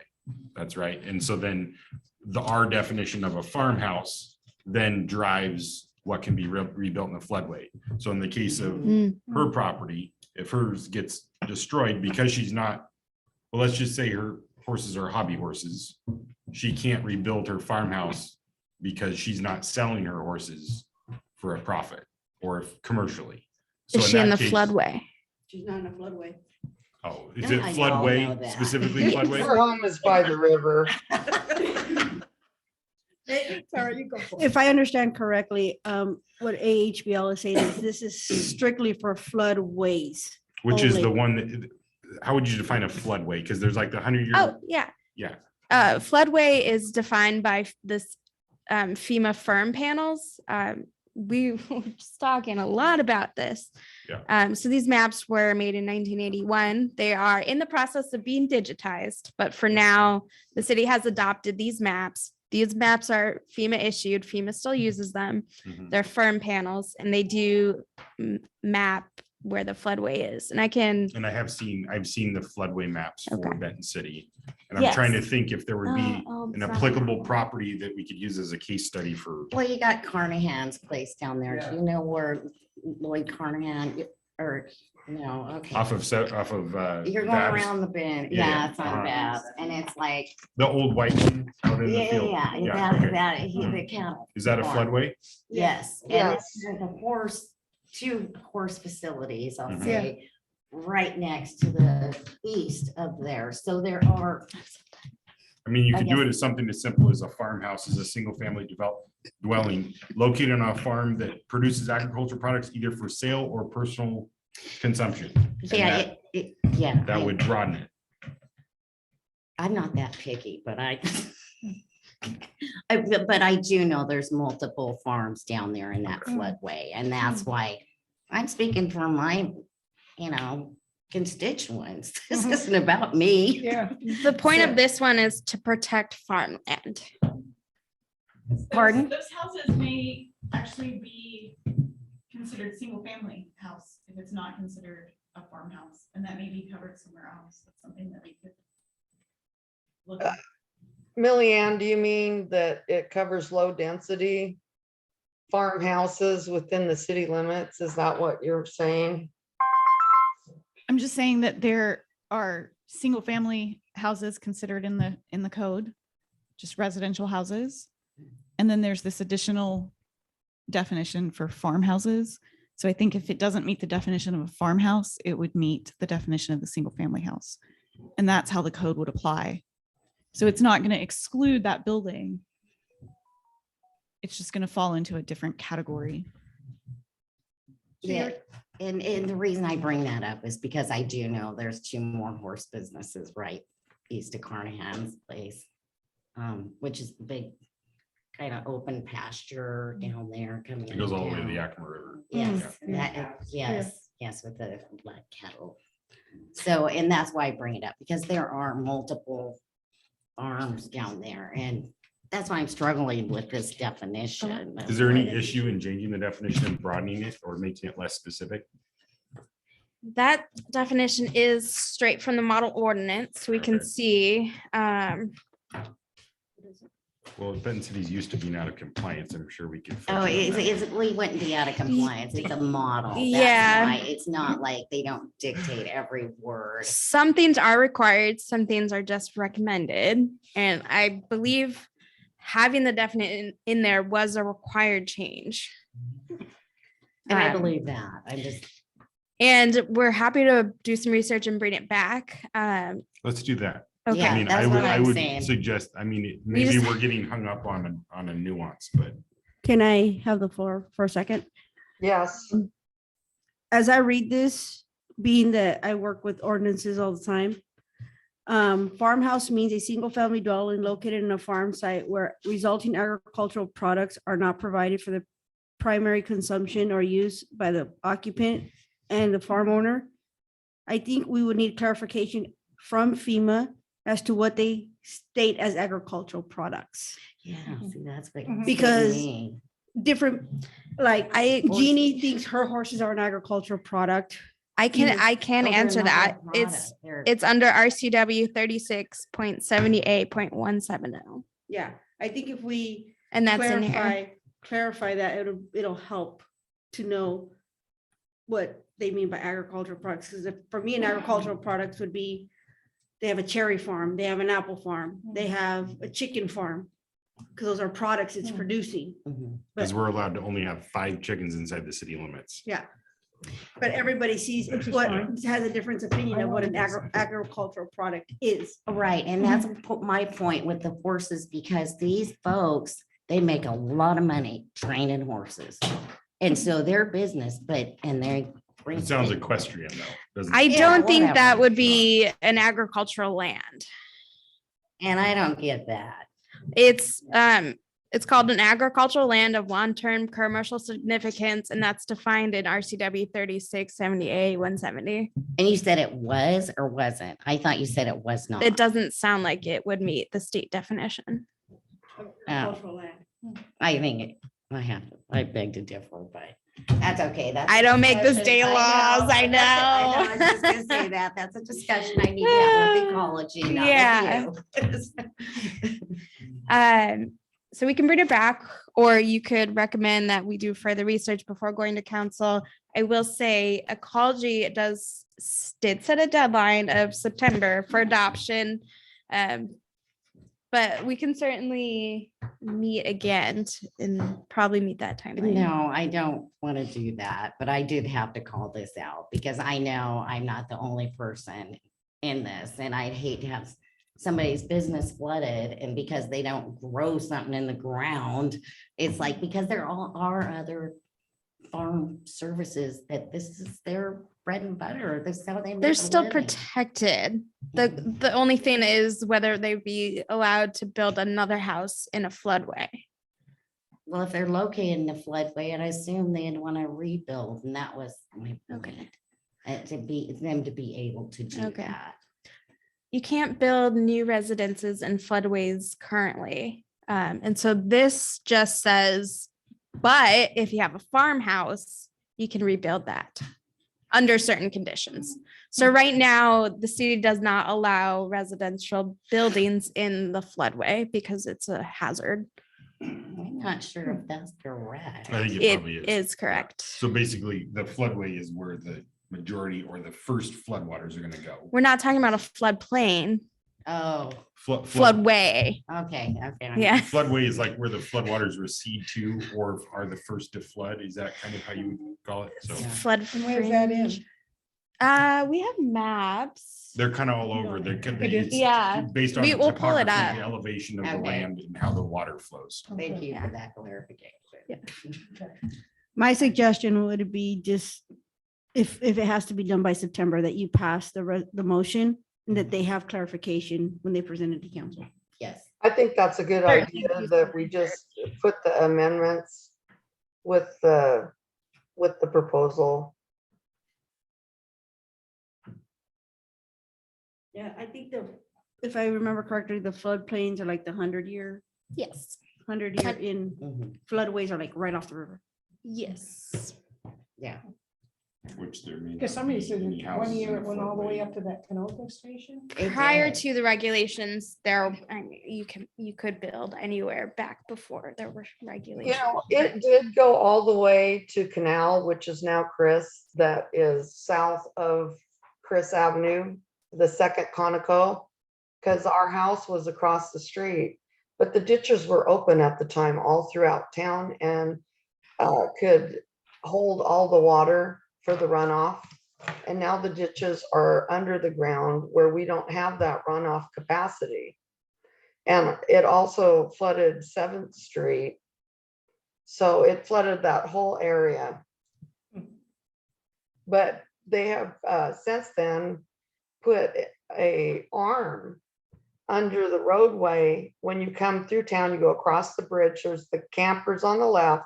Then there's the open campsite with the picnic tables. Underneath the roadway, there is an arm that heads east to the floodway area that is now adjacent to the park that is being built along the river. So that has exceeded, it has conceded the height of the 100-year floodplain because it contains so much water.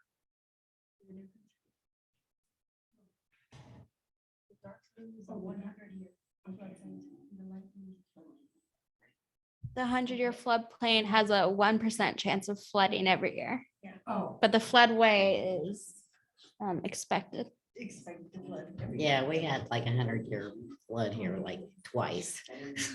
Exactly. Once when we were teenagers and once when we were young adults. And they are, like I said, they are redoing the mapping, FEMA is. So when the new maps are adopted, we might discover that the floodplain has moved. Yeah. Well, the arm that has been placed underneath the road really probably needs to be routed out. It's been there for some time. This is Commissioner Kearns in an attempt to land the plane. It sounds like this definition of a farmhouse creates a more liberal definition of being able to construct a house in a floodway, whereas typically with residential code, you can't at any time, under any condition. So this actually allows someone in the floodway to reconstruct their farmhouse if it's destroyed, if they're a commercial farm. So based on this discussion, I make a motion to approve these whatever they are. Do you want the motion? Yeah, Is please. it, are we at the point? to Okay. make a motion? Right where we're at here in the meeting is before we begin the public portion, will the clerk please indicate there are any written materials that have been submitted or anyone wishing to submit without speaking? That's where we're at in the meeting. Negative. We have no public comments in person or in writing. Okay, so at the time we'll close for public comment. What was that? If there's nothing sent in for public comment, at this time, the floor could open for public comment, but you said there was no comments. Correct. Correct. You can So open. let's go ahead and look at the slides that Millyanne has put up and continue the meeting. Well, it sounds like you want to make a motion. Now would be a good time. Commissioner Kearns, I move to recommend approval of the proposed amendments to the Benton City Municipal Code, Chapter 15.10, flood damage prevention to the city council. And we'll, Hmm? and we can investigate that farmhouse definition. If you want to, sure. Yes, please do. This Commissioner Wallace, please, in the future, do not do it. And, finish this, but in the future, please make note. I'm sure this document will be tweaked or revised in the future. This is Well- not an urgent matter. And Michelle, I'm really sorry for the free-for-all I created. No, that's okay. I prefer to crash the plane, actually. So I would the suggest voting that portion of the hearing is now closed bring it back again. and it's now 8:04. I didn't get a roll call on the yays or nays for the. Okay, excuse me. I think it's because my It wasn't a second. portion didn't come up as quick as the other counselor, so I was unable to read it. So he might as well go ahead and make the motion. We already got one. I need a second. I'll second it.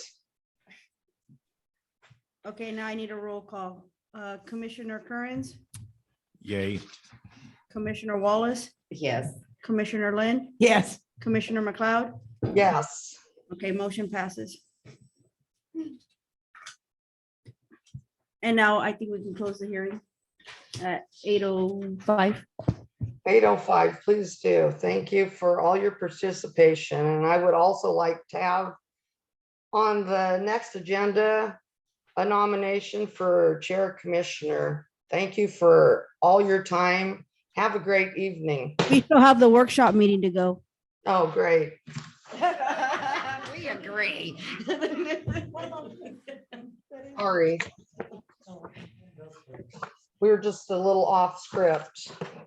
Jill, just let you know, there is pretty much, the public isn't in Yeah, the there's room no with idea. us, so that's why I don't fall to this level of communication. Thank you, Commissioner Wallace, for that.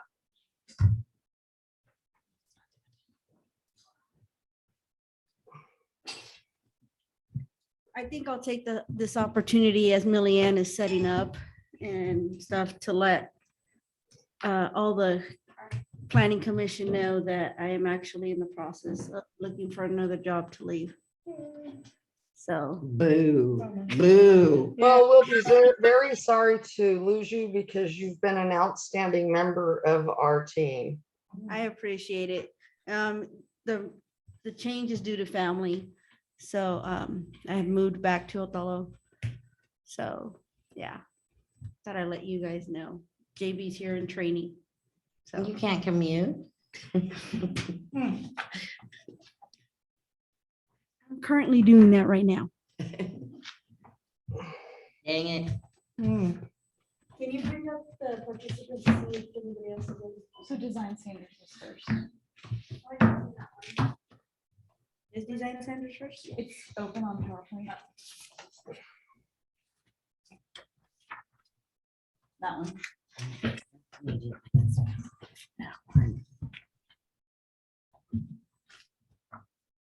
Okay. Commissioner Wallace, can you see your script? My phone is crashing. And that's what I was reading it off of. Oh, you don't have to have a script. We're just gonna run. We're just gonna Thank you. Thank you, Millieanne. open the workshop. Yeah, nice try, Michelle. Perfect. Well, I appreciate everything you've done for the city, Commissioner Wallace, as well. Oh, thank you. So if we are ready, I can go ahead and start. Please do. We're gonna have a workshop tonight. Is 8:07 PM. 8:07 PM. Is Sarah coming back? I texted her. Okay.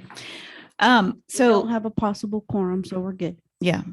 Thank you for sticking around. We're gonna have a workshop. We have 2 proposed code amendments to bring to you. These are coming out of City Council advised us or directed us to draft these proposed amendments because of the moratorium that's going on right now for development in the R2 and R3 zones. Excuse me, Millieanne, I just want to let you know that it looks like the slides are frozen again. We haven't advanced it yet. When we do, I'll ask you if it moves. Okay, so the first one is the proposed adoption of a new code chapter, and this would be 20.62, and it would pertain to residential design standards. We did invite City Council to be here as well because we want to get these. We're not trying to push them through, certainly, but we want to be efficient about getting this done during the moratorium. The moratorium is for 6 months, and we want to get this all processed, if possible, during that time period, so we don't have to do anything about it. Okay. You can advance the slide, please. So just some reasons why design standards would be desirable, not just because City Council asked us to do it, but we pulled a lot of different bits from your comprehensive plan. And there are things in your comprehensive plan that are very telling. There's so you as a city decided in your comp plan that you want to maintain the unique character of Benton City. And you have a goal to create a well-designed and aesthetically pleasing city that reflects the small town character of Benton City. And promote and maintain developments to enhance the positive image. There's something in the comprehensive plan about design guidelines. I won't read every single one of these, but basically it's saying your comprehensive plan laid the groundwork for this. You as a city decided that this was something that you would like to see. If you advance, please. So the big question is, where will the proposed standards apply? So they'll apply to all newly constructed or newly placed dwellings in the R1, R2, and R3 districts. You don't currently have R1 on your map. You have R2 and R3, but R1 is still in the code. The standards won't apply to multifamily dwellings with 5 or more units. So that could be like an apartment building. And they also will not apply in the R3M zone, which is your mobile home park zone. And these standards do not apply to accessory or pertinent structures or to accessory dwelling units as they're written. And I should probably just pause for a second here and say that this is all proposed, that if you don't like something or you have suggestions about something, now is the time. Now is a good time to say so. Okay, so let's go through a few slides on what the proposed standards would require. So the first thing that would be required is a minimum of 32 square feet of glazing, so windows, on the portion of the dwelling facing the street. So on the facade that faces the street, you need 32 square feet of window. And the minimum required could occur on multiple floors. So if a dwelling has less than 32 square feet of windows, then it must contain a covered porch with a minimum of a 4-foot overhang. So the idea is to make it more pedestrian friendly and to have eyes on the street so you can see who's walking by and who your neighbors are as they're walking by. So the image on the left has less than 30. So I wanted to give you some images just to give you examples. The image on the left has less than 32 square feet and it doesn't have a 4-foot overhang over that front door. I'm estimating per like standard window sizes that this window is probably about a 36 by 42. The image in the middle has greater than or equal to 32 square feet because that bay window looks like it's probably 4 by 8. And these are things that when somebody comes in for a building permit, they would need to show. They would need to dimension their windows and show us or give us the cut sheets for the windows and show the reviewers that they're meeting this or that they have the 4-foot overhang. And then the image on the right clearly has more than 32 square feet. And I just wanted to point out that the first floor likely has 32 square feet on its own.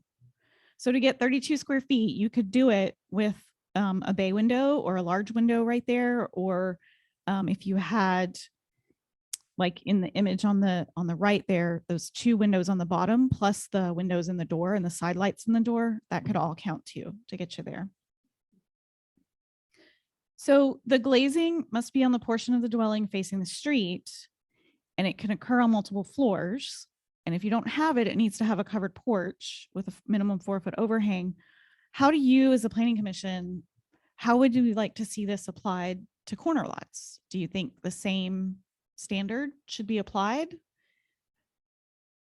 I would think so, unless you want to make them on the 2 sides of the house that are both facing the street. Well, a lot of times corner lots, the garage is right there. So you don't have Yeah. windows into the garage. Well, and one of my points too is you might get some pushback because that picture that we didn't like, those are all the Watauga designs. All the houses in Watauga are pretty much designed with like the garage, and then you walk up to the door with one window. So I'm just letting you know, Oh yeah, it's very common. yeah. So somebody. This is Commissioner McLeod, and my house is a corner lot, and I have a house from 1978 to 80, and I do think that they need a window on that side of the house. Mine is equal to the code that you're suggesting, and I think it'd be very awkward to not have a window on that side of the house. Okay, so that's something that we can add in to the code. Good, thank you. So what we just discussed there, is that basically saying that the aggregate total of windows facing the street on the corner lot need to equal 32 square feet? On both sides. Each side, Each side. what I'm hearing is that each side would need to have 32 square feet. Yeah, I'm not sure that's what I'm saying. That would really take up a lot of wall space. I do think they should have windows on both sides, but it may not be appropriate to have an equal amount of area for, you know, on both side corners of the house. So the actual intent is what you said, is keeping eyes on the street, right? Yes. But you also want to. Well, you have a valid point, but when I think of my own house, I like to know that I can exit that window in an emergency. It needs to be large enough to exit, because on that side of my home, there's no door.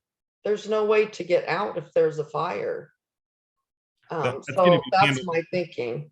That'll be handled under the building code though, because there's egress requirements for bedrooms and rooms on, so that may be, I think all builders, well, I know they have to build to that code where there's egress. Yes. Okay. Because I was gonna say in Mountain View, I can't think of any of the houses that I got windows on the side, except for maybe like one that's on a small bathroom one that opens, or in some of the bathroom, there's a good sized one, maybe 4x4 or something like that, and those don't open either, but there's no regular windows that you can really see out. Right. And so those are, Say that. yeah. Emily took some pictures for me. So how do you feel about that? Because we're trying to decide how you want things to look in the future. So, you know, that development has occurred and that product is out there. Are you okay with, you know, some windows on the side? Do you want more or none, or? I'm not the planning commission, but looking at that house on the corner, that's the garage. And I don't think anybody who has their garage facing the street is going to want windows in their garage to where people can see what they have in there and possibly break in. That's a good point. And that other one is the window. And that was, Commissioner Wallace, Michelle, just what I was referring to was that I was concerned that we were going to require the same amount of windows on both facing sides of the street. I do agree that there should probably be a window or something, but I don't think it's appropriate to require on both street fronts the same amount of windows. And please. This is Commissioner Kearns. Perhaps we could clarify it, and basically the main entrance to the house facing the street. So most could be the requirement of having the 32 square feet for the, I guess, the main entrance to the house. And that would clarify the corner lots with, it could be up to the builder's discretion whether you put a window on the side or not. Or you could require a smaller amount on the non-main entrance side. So you could do 32 on the main entrance side and a minimum of 12 16 square feet. 16 on square the- feet. Millyanne, this is Commissioner McLeod. Yes.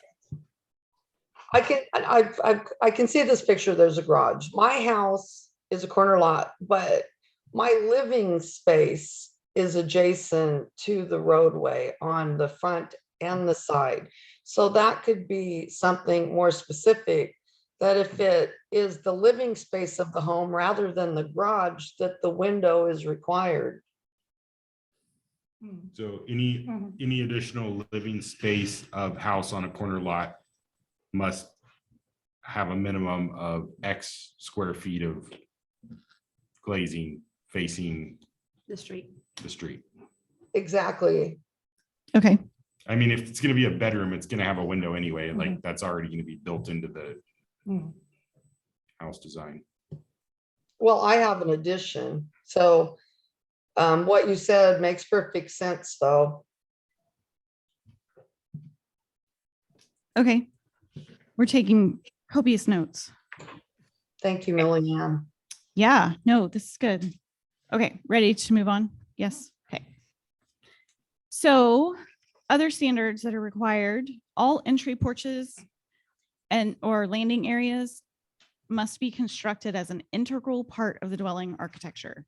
So the image on the left is showing just a deck that's been slapped onto this unit. versus on the right, the entry porch is similar to the house. It has a similar roof line. It's constructed of similar materials. It's painted the same color or something complementary or something, you know, it works with the architecture and the aesthetics of the house and the style of the house. And so this requirement is requiring that there be some kind of designated entry, like you're giving some importance to the entry. You're not just, you know, throwing a deck on there. This is Michelle McLeod, Commissioner McLeod. I, many years ago, lived in a mobile home, and it might be added that it must be skirted the same as the home to cover that space, because traditionally that is a requirement in a mobile home dwelling. So I couldn't quite hear what you said. It has to be skirted. Is that what you It said? has to be skirted. Okay. And that bottom part enclosed. I mean, you can put a door opening to utilize the space, but traditionally that type of steps need to be skirted the same as the mobile home. Okay. And that would probably meet this requirement if it was integrated and it appeared to look like the rest of the home and look like it was put there with the home. Exactly. And that's sort of what I'm trying to point out here is that, again, you're trying to emphasize the main entrance. You're trying to make anybody walking by have something more interesting to look at is part of it too. Helps with the small town character of Benton City. Okay. So my question is, being that I'm learning on all of this and I work with building permits and I work with you guys. Can you speak into the mic, please? Yes, Margaret. Being that mobile homes don't really normally come with porches or decks or whatever, how are they going to be integrated? This is only new development, right? New buildings. Please speak into the mic. This would apply to new buildings and new development is what Jenny said. So that's why I'm saying if we have a new mobile home coming in, Then they'll have to integrate some kind of porch or landing area to make it work. Okay. So next, the design guidelines speak to eaves. Yeah, so on the left, there's an image. Oh, sorry. We skipped a slide. no, there we go. Now we're on eave overhangs are required and shall be a minimum of 12 inches. Do you at home see that? I see the little blue house and the Yep. townhouse. You got it. So the blue house on the left has less than 12 inches of eaves, and the house on the right has more than 12 inches of eaves. So that would comply. Again, this is your code. These are just proposed amendments. So if there's anything that, and I'm not picking on this particular section, but if we base this on other codes in other places that have been successful and have been in place for a while. So this was copied from another place. So if there's anything that comes up that you're like, doesn't really apply to us or doesn't really help us, just, we can take that into consideration. So that's what that part of it pertains to. And then we talk about roofs, or the code starts to talk about roofs. So the main roof of the dwelling, of all dwellings, has to have a minimum 512 pitch. Existing roofs on buildings that were legally established and permitted that have less than a 512 pitch are permitted to be rebuilt, altered, enlarged, or remodeled without the roof being changed to a 512 pitch. So if it's existing legally established, then it would become existing non-conforming, what we call it in the code, and it would be able to continue in that manner. So the building on the left does not have a 512 pitch. It has less, and the building on the right has more than a 512 pitch. And then I've provided a little graphic there that gives the different pitches. I'll give you just a second to look at that. I gotta have some water.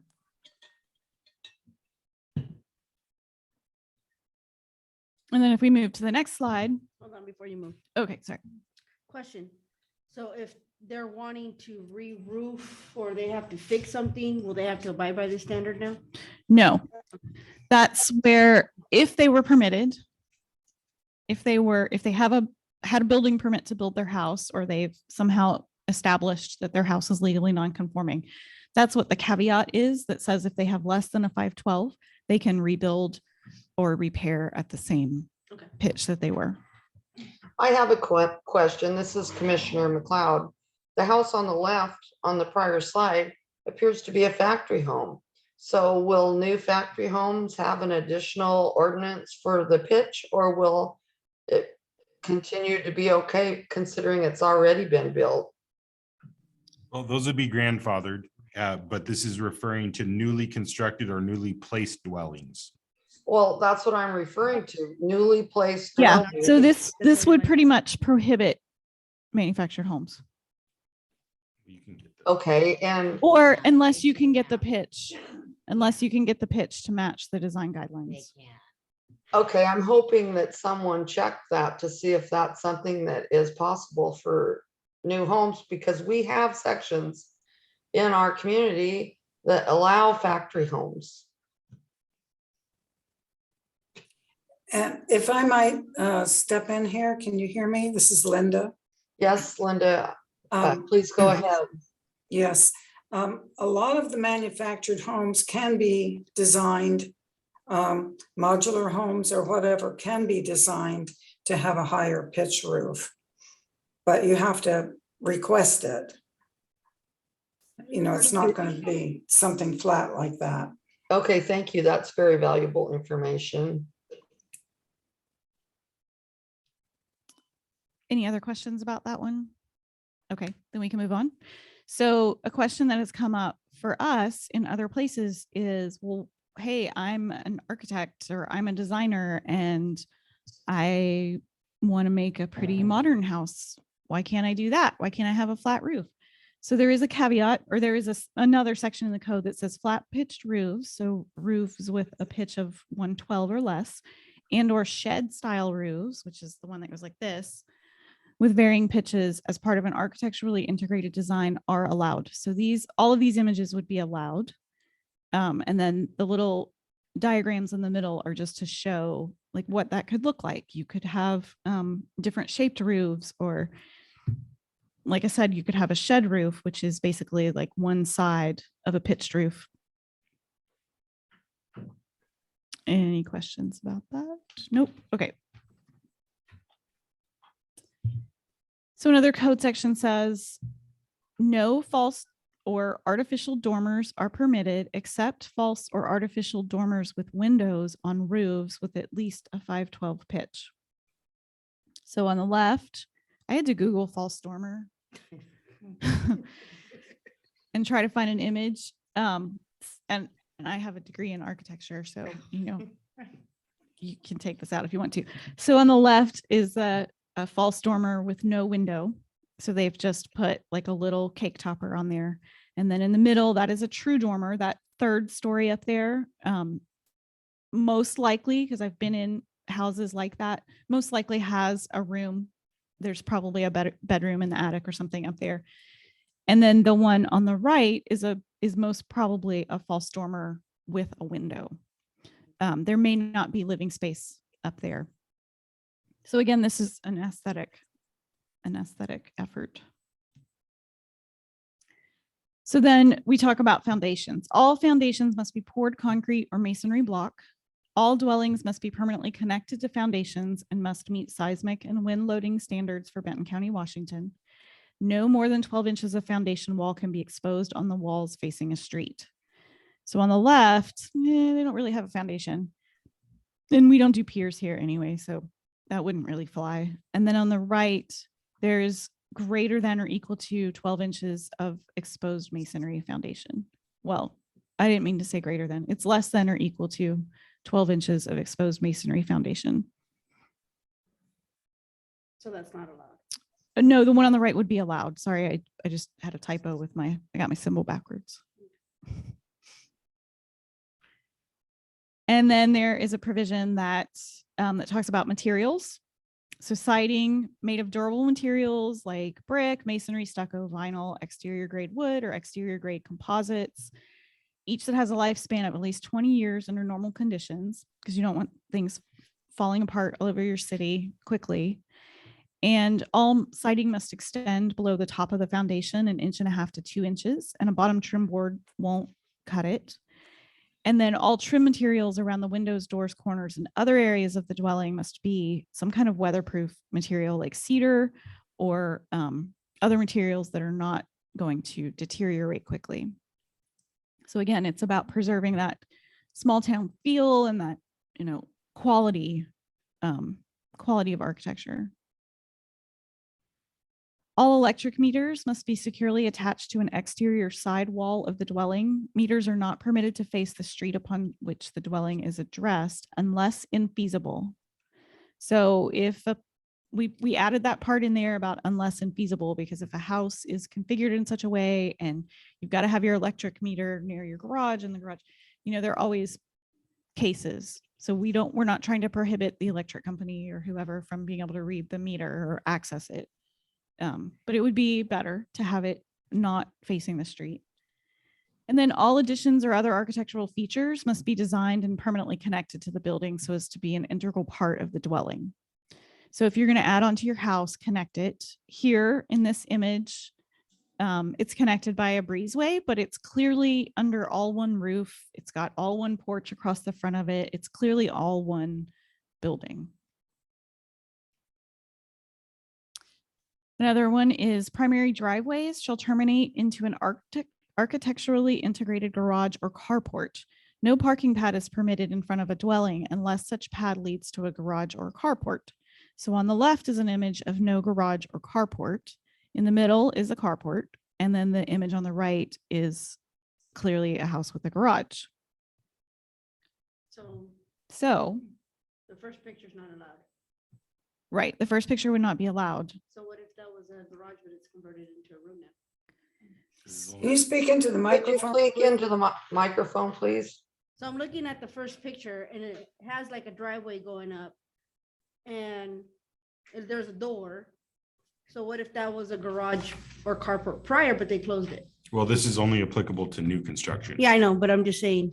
They can do whatever they want after they build their house. The design guidelines wouldn't apply, but you wouldn't be allowed to build one like this. It would need to, the parking pad would need to lead to a garage door or a carport. And again, this is something that you can change if you want. Because the question that we had, because we were talking about this in the office, so it says primary driveways shall end in a garage or a carport, and no parking pad can be in front of the dwelling and such unless it leads to a garage or a carport. So basically, unless it's a driveway. So what about detached garages? How do you feel about detached garages? Would you like us to clarify and say that they should not be allowed, or they should be allowed, or scrap the whole section, or how would you like to see it move? This is Commissioner McLeod, and I think it would be important to be able to have a driveway up to your garage, whether it's detached or attached from your home. Why would you not want a driveway? So the code is saying that if you have a driveway, it's not saying you can't have a driveway. It's saying if you have one, it has to end in a garage or a carport. So it doesn't matter if it's detached or not. It's saying it shall terminate into an architecturally integrated garage or carport, which we take to mean it needs to be basically connected to the building. It needs to be integrated.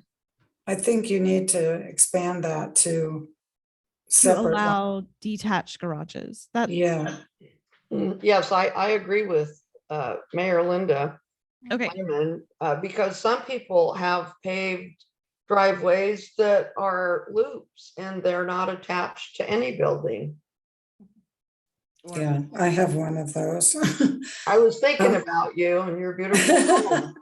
I also think that having it to a detached garage is advantageous because now with our new, if we're going to allow detached dwelling units, that opens up our ability to have more dense housing and create, the lower end availability of apartments if we have garage apartments. So I don't want to rule that out. Right. You So know, We Let me might ask- want that to go to mother-in-law homes as well. yeah, That are not attached to the main home. yeah. So you're saying once the house is built, someone could put a pad and like put a trailer on it or a boat or something like that, and that's not a problem, even though it's not in a closed. We So the already have design ordinances guidelines- about that. We have ordinance about that.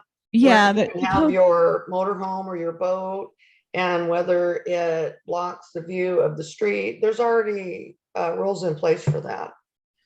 Yeah, the code speaks to that. So I think the big question here is, or the guidance that I'm seeking is, do you want to keep this provision or keep this requirement that your driveway has to end in either a carport or a garage? Or do you want to get rid of this section? Does this section benefit the city enough? I don't think, this is Commissioner McLeod, and I don't think that it benefits the city or the homeowners to be told where they can have a driveway paved or not, unless it's in violation of a city code that's elsewhere in the codes. This is Commissioner Kearns. I guess my opinion would be, it feels a little restrictive for the city that we have. If someone wanted to build a smaller house and didn't want to have to build a garage, it may be nice to have the option to not have to. Okay. Especially if they live on a street that only has Front Street parking, but they have enough to put a little pad they can drive their car up onto. But Yeah, they're 'cause- not going to be able to, because they don't got a garage.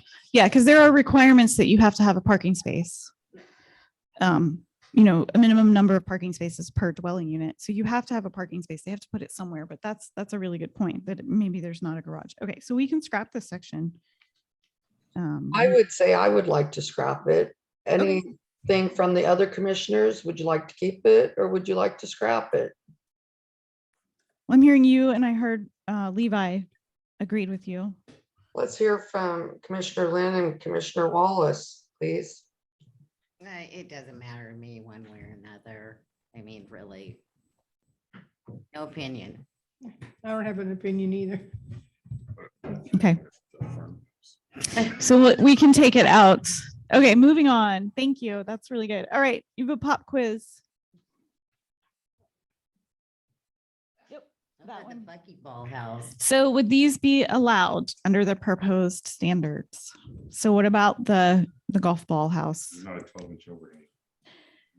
Good eye. There aren't 12-inch eaves. Nope. What about the one at the bottom left? Roof's too flat. Oh, left, sorry. Could you please speak into the microphone? The one on the left, yes. So that one is tricky. And we would have to see, because you can't really see the door in this picture. So we would have to look at the plans and elevations and figure out if there's a 4-foot overhang. So some of it's not super cut and dry, and maybe that window is 4x8, probably not, but maybe it's 4x8. And what if they put windows in their garage door? Would we feel better about that? Is it on a corner lot? It's not on a corner. It's not on a corner. Not really, because it's not an egress anyway, if they get it in the garage door. Yep, that's true. That's true. Okay, what about the top right image? The trailer house? Yeah. I'd say the pitch is too low. Yeah, the roof pitch is too low on that one. I And think then, it's odd that there isn't a guardrail on that at the height of it, because that would probably put it into code. yeah. And then what about bottom right? Would that meet all of the guidelines? Doesn't look like the pitch is high enough. Let's say the pitch is high enough. Yes, it would. Well, there's a lot of houses that are on 11th Street that look just exactly like that. Yeah, and so it would have, it seems friendly to me. It has windows looking out on the street, front doors facing the street. Has a carport. It has a carport, which we're scrapping that. Okay, so just real quick to wrap it up, some of the benefits of design guidelines to tie it back into your comprehensive plan goals and policies that you've established as a city. You can meet that because design guidelines can help provide an aesthetically pleasing place to be, can provide eyes on the street, can provide more pedestrian friendly atmosphere, and it helps maintain the unique character of Benton City, and it promotes and maintains developments to enhance the positive image. So if you're curious about design guidelines and how they can work, you can look at an explanation of design review in Washington on mrsc.org. I can't remember what MRSC stands for. Municipal research. Thank you. Municipal Research Services. Anytime you have a question about land use, that's the website. And they have a good discussion about design review. And then some examples of design review in Eastern Washington that we actually pulled from to promote or to write your code, Pasco and Kennewick. May I add something? This is the Yes, mayor. please do, Linda. I had sent Nicole a couple of things that I wanted to discuss tonight because I had just gotten out of a kind of a workshop I'm at Association of Washington Cities annual conference. And I was talking about the middle housing and the missing middle housing market and how to best fill in the gaps, because we don't have anything now less than 450,000 almost for sale, especially new homes. And we desperately need the middle market. And they were talking about, they did a bunch of surveys and they found, and this is I'm talking about multifamily now, that they found that the ordinary model of a fourplex, like the one I own and the ones across the street from me, are just like a rectangle. And there's really no design in it other than there's 2 apartments up and 2 apartments down. And people do not seem to like that design. What they found was that they were looking for a large house. If the duplex or a fourplex could be made to look like a big house, then they felt that they were more integrated into the neighborhood and had a better sense of community. And so I was wondering if something like that we would like the fourplexes to maintain a character of a home or something that could be put into this design criteria. The other thing that was very important when we were talking about what people want and the best way to move forward with a development was to be sure we could have some walkability in that design or in that subdivision. So some of these subdivisions are up near the school. So I was thinking, what if we could mandate that we have walking paths that possibly could lead as close to the school as possible, or better yet, have the city go ahead and plan out some sort of network like safe paths to school. I think there's a safe roads to school or something. Safe what? Routes. Safe routes to school. So that we could have these subdivisions making trails that could connect not only to schools, but also have an ability to walk to like Kybee Market on that side of town or some of the other markets on the other side of town. And have more greenways, more space rather than just cramming a bunch of houses together as close as we can, and then only having one little postage stamp park, which there's only enough room for a swing set. That's not, to me, that's not what a park is about. The park should be for all ages, not just kindergarten people.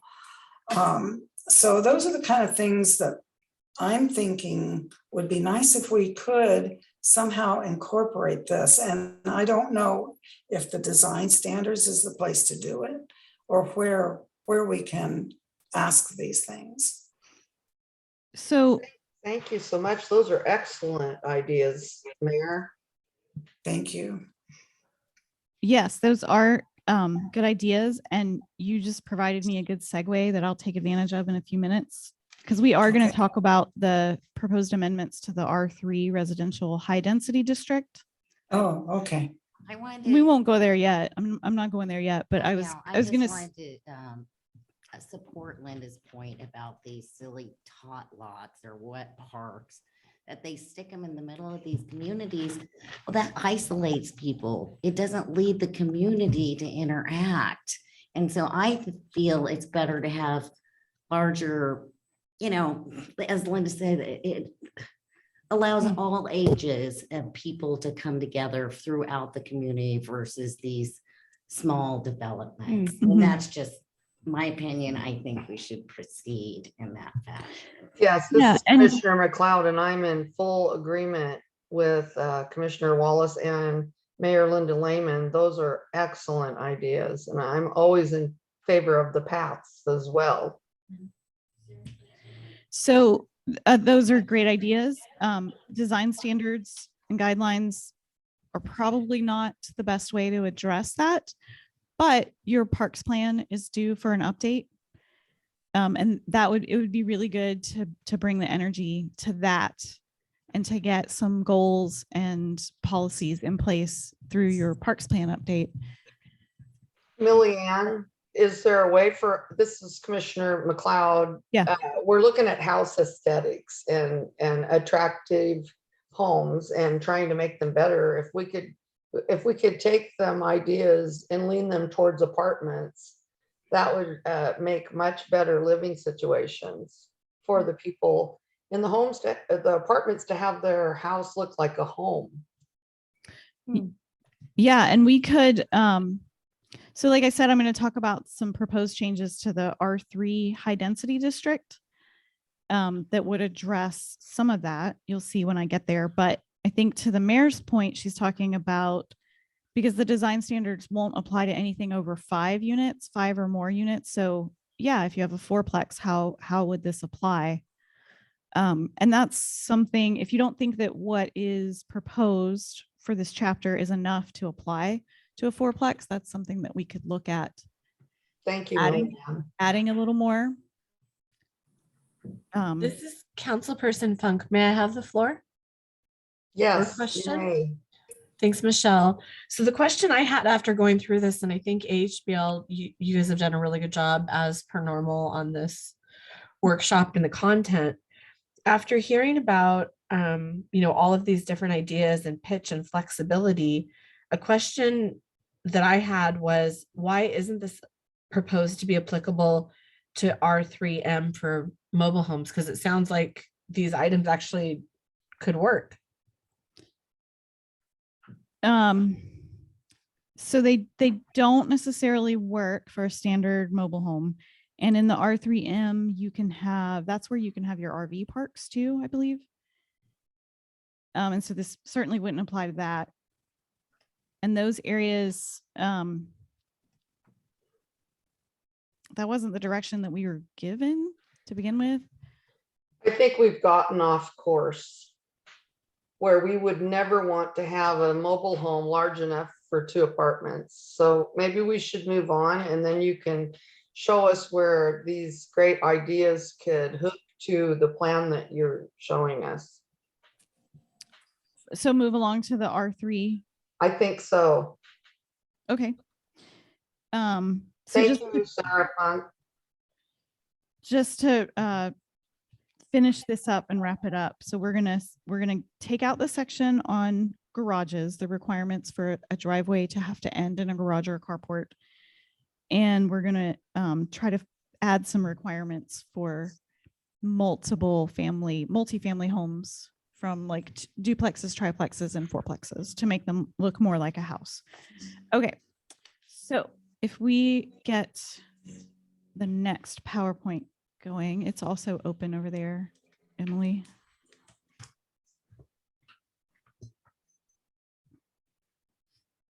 So this is a proposed code amendment to chapter 20.24, which is an existing chapter in the code that pertains to R3 residential or high density.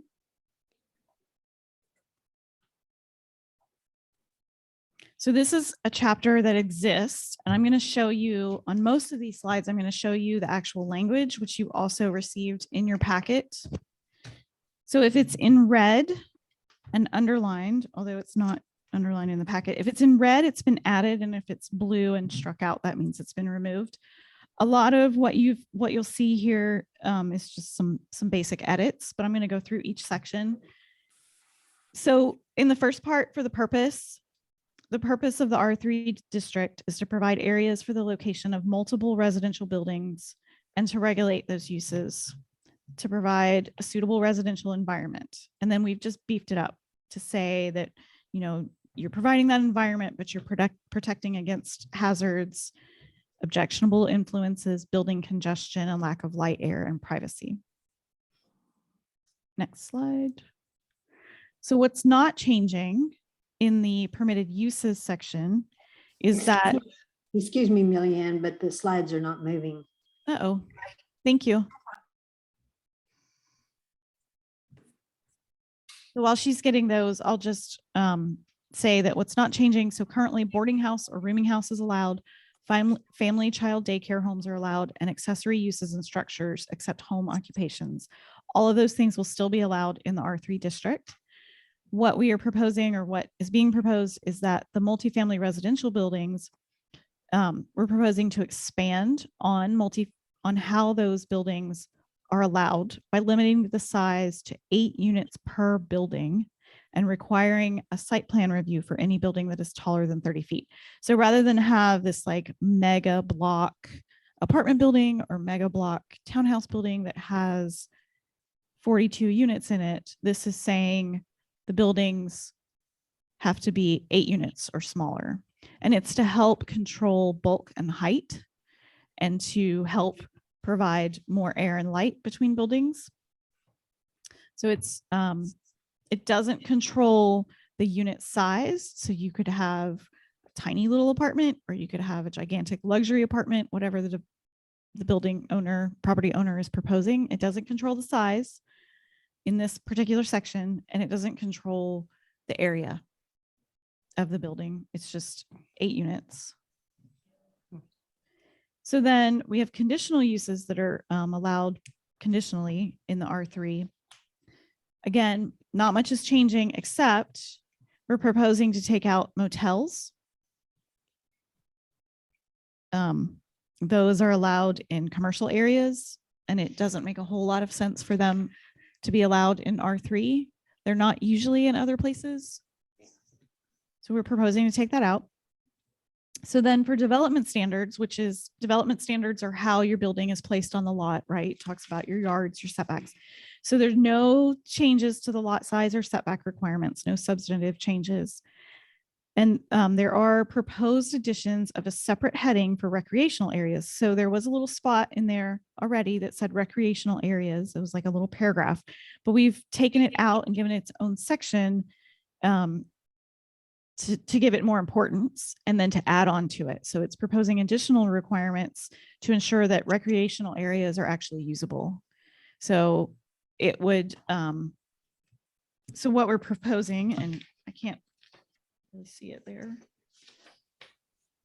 So one thing that's being proposed is that open space should be oriented to receive sunlight.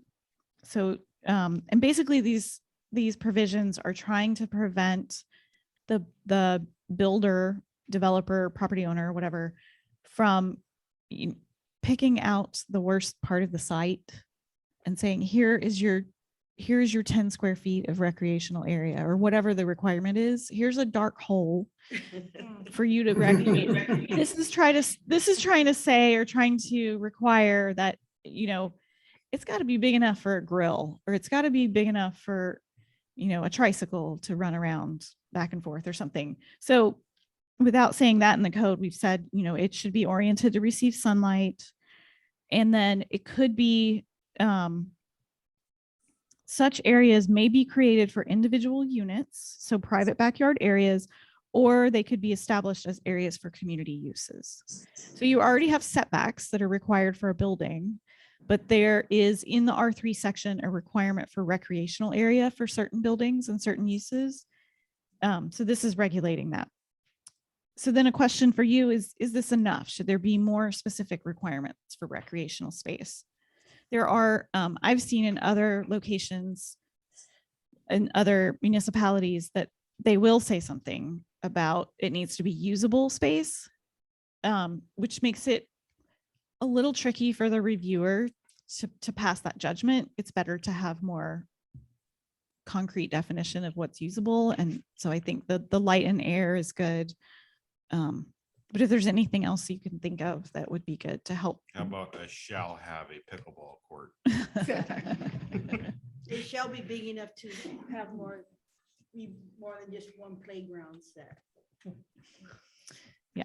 I have a question. What about like a dog run? That, fenced in, because I wish we had a non-park. It didn't need to be big but long, so you could like run your dogs freely without being on a leash. And especially if they're in a place like this, they're not gonna have really any yard to be able to run their dog. And Yeah. So that's So that would be allowed as it's shown. Are you saying you think that should be something that's required, or just a something? consideration. Yeah. I mean, because people exercise their dogs, the dogs are gonna be more orderly, less loud. Well, that's something that we could add under number 3, where it says recreational areas may include, and we didn't make it an extensive list, but we could add dog run in there. Recreational areas may include playgrounds with children's equipment, indoor, outdoor sports courts, swimming pools, and other picnic areas. So we can add a dog run as an example of something. This is Commissioner McLeod, and I would like that because in looking at the new construction, I've seen duplexes that don't even have room, only to walk a walkway in a very small spot on the end of the apartments. And so they have excluded pets, but there's not really much room for even people to exist there. Yeah. So would you like to see the language, more language added? So perhaps we add a section that says, any such open space should be oriented to receive sunlight by facing east, west, or south when possible, and must be large enough to be usable for outdoor entertainment. Or I think we need to do something about the size, because right now I think we only are requiring less than an acre. I'm not sure what they are exactly now. So this is not for parks. This is for individual units. So when you build, let's say 6 units on a site in an R3, then you have to provide 500 square feet for each dwelling unit. So you'd have to provide 500 times 6. So you'd have to provide 3,000 square feet. Thank you. 3,000 square feet somewhere. So that could be aggregate. That could be a 3,000 square foot picnic area or 3,000 square foot dog run, or you could provide 500 square feet for each unit. I see. And it's in addition to the setbacks. Okay. For the building. All right.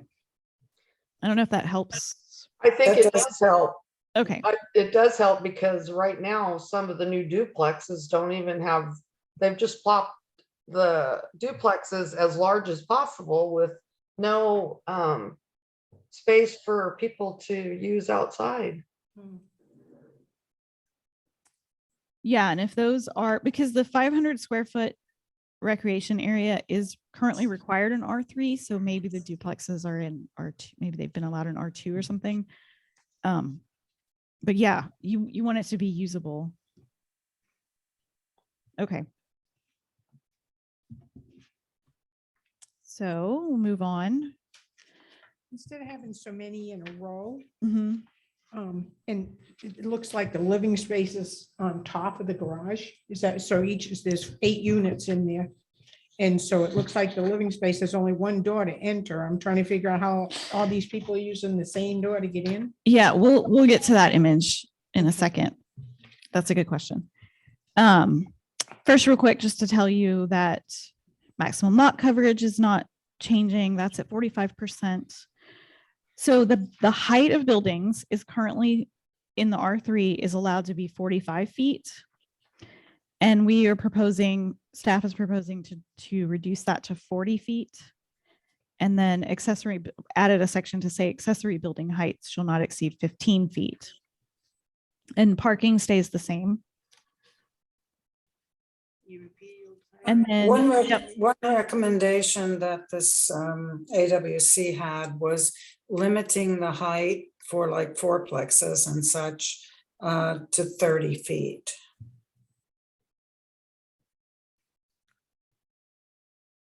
is that something that the city wants to pursue? They Do you said know it how made tall it yours are, more. Linda? Mine are only 2 stories, so I don't think that they exceed 30 feet. I think the idea was to make it seem more like a house, so it wouldn't be so huge and towering. So hold that thought for just a second. Okay. If you would. Then in the next part, we're just suggesting that the high-rise apartments section be repealed.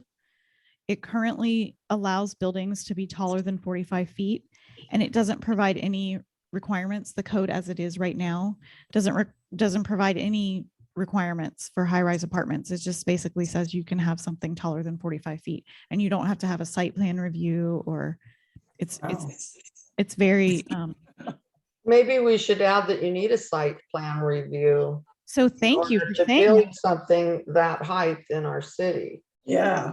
So thank you for saying that, because we're proposing that the height cannot go above 40 feet.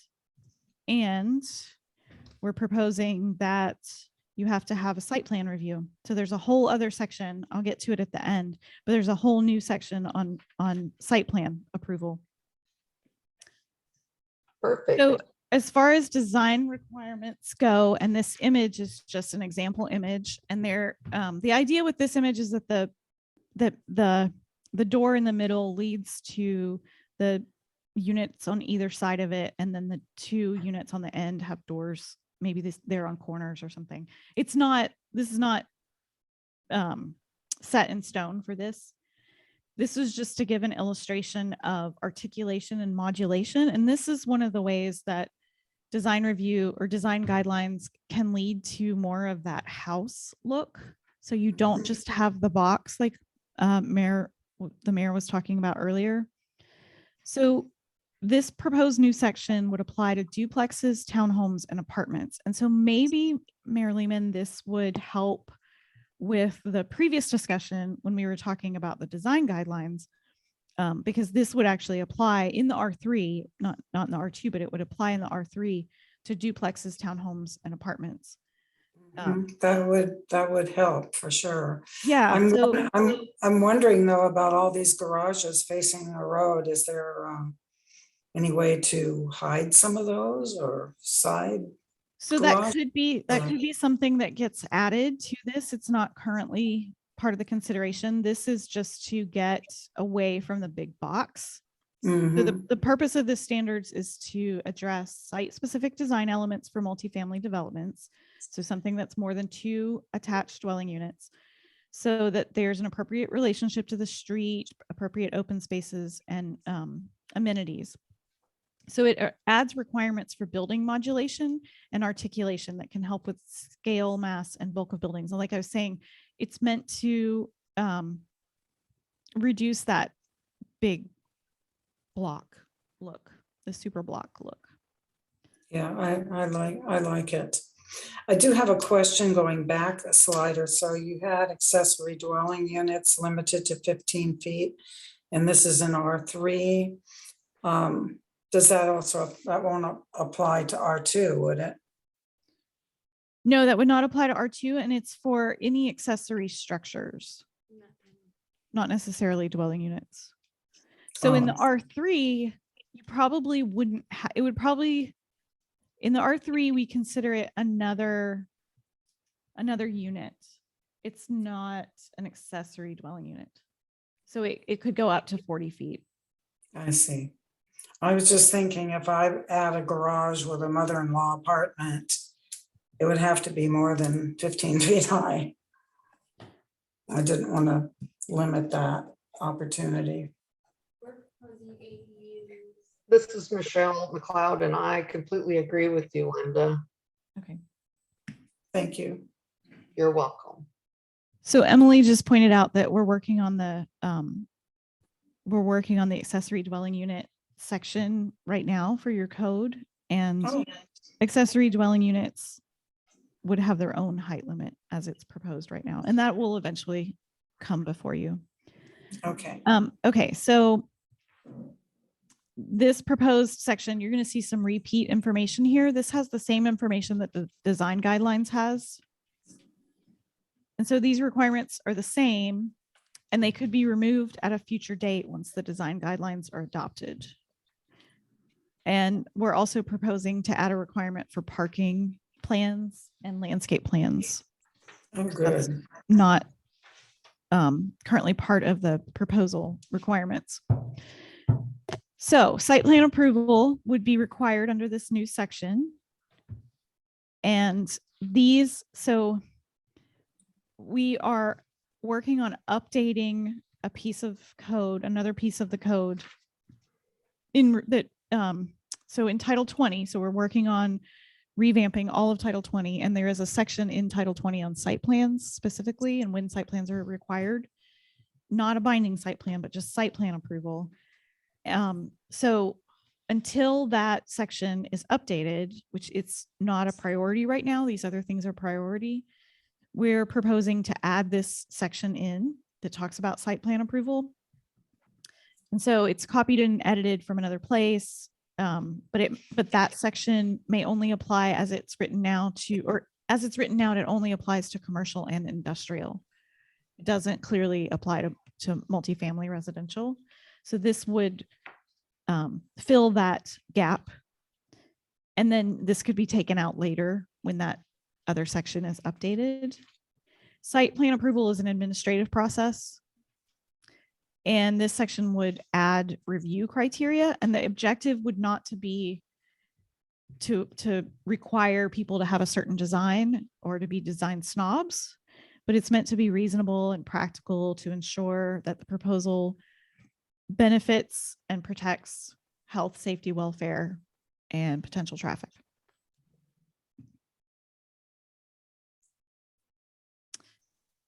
And then some of it would be increased setbacks and buffers, because you could add conditions. You can add conditions to a site plan approval, and those conditions could pertain to increased setbacks, certain kind of fencing, lighting, all kinds of different things that we could condition it.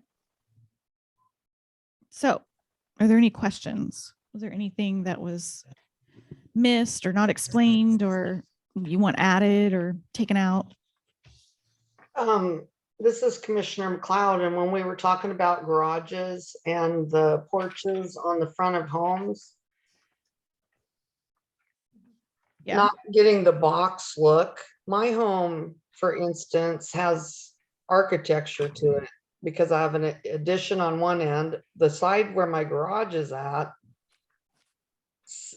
does not scream, oh, Michelle's got a garage, because the overhang of the porch exceeds the front of the garage. So when you drive past my home, you see my home and the architecture rather than it screaming, I have a garage. So I think that that would help stop the box look. So the front of homes. do you think that you'd like to see that applied in the previous topic when we were talking about design guidelines? So that would be applied to single family homes, or is that Yes. for R3, like the image that is in the proposed R3 that shows the garages on the front? I think either or, because when the porch exceeds the, on the front of the house exceeds the garage ever so slightly, it takes that box look away. Like your garage isn't your focal point of your home. Yes. Do you see what I'm saying? I do see what you're saying. I know exactly what you're saying. And I'm not sure which section you would think that would pertain to, but I think it's important to think about, because that would eliminate the issue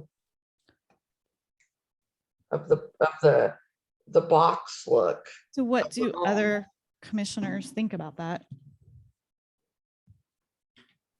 I think it's bedtime.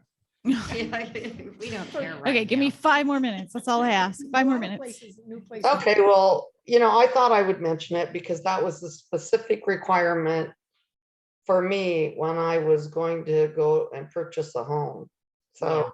And I there think are, it's pertinent to the discussion.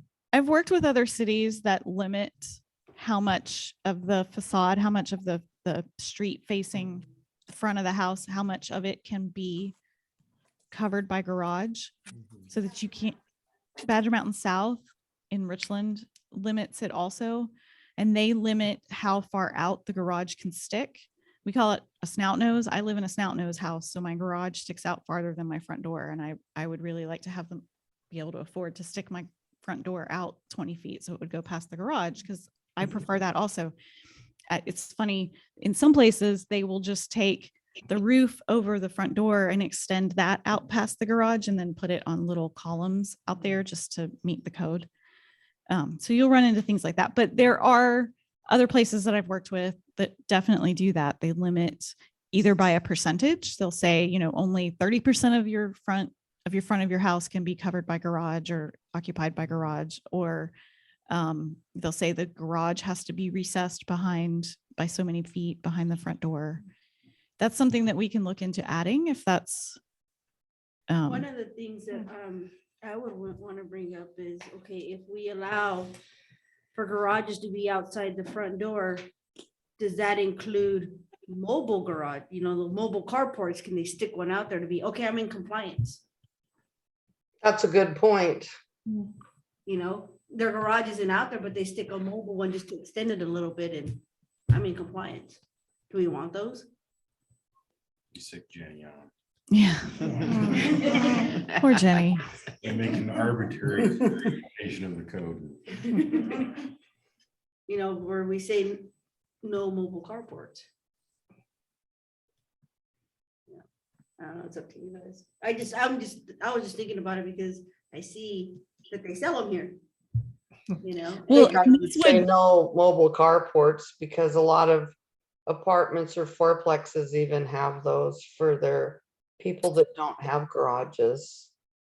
Yeah. And this would be something that would say that the front door would need to be closer to the street than the garage, not the garage closer to the street than the front door. Is that something that Planning Commission would like us to explore and add in? Something about garages? Yes. Okay. Yes, please. Okay. Yeah. We have an answer. Okay. So were there any other changes to R3 as we were going through? I didn't really hear anything else. You're good with it? Yes? I'm good. Okay. I'm really good. So I need one more just point of business for design guidelines, because I forgot to do it, and for these R3 proposed changes. Do you want us to come back with another workshop, or do you feel that you're ready for a public hearing, for the first public hearing? On all. Could be on one or both or neither. Well, I mean, I need to know for both of them something, but So there was a couple changes. One of them was getting rid of the garage and the driveway. for the design guidelines, So yes. those changes that we discussed and all agreed upon are going to be made Yes. prior to a public hearing. Prior to We- any time that we come back to you again, So yes. basically, she's asking is, do you want her to come back with the workshop, a quick one with all the changes to make sure they're what you guys wanted, or go straight into a public hearing with the changes? When's our next meeting? Do we have one scheduled? No. It would be July 6th. Mhm. I'm in favor of moving to public hearing where maybe, right, it's giving that people an opportunity to have input. Yeah. If we could get it noticed, Yeah. because today, Today's. the tomorrow's 6th Friday. would be, Yeah, we won't get noticed in time. You have to have 10 Yeah. days, you have to have 10, 15 days. 15. Yeah, it's not gonna be on time. Nope. No. So the public hearing would have to go in August Yeah. or call it, The last Thursday of the month we could in July. call a special That's our meeting. alternative date. It's either the first Wednesday of the month or the last Thursday of the month. And yeah.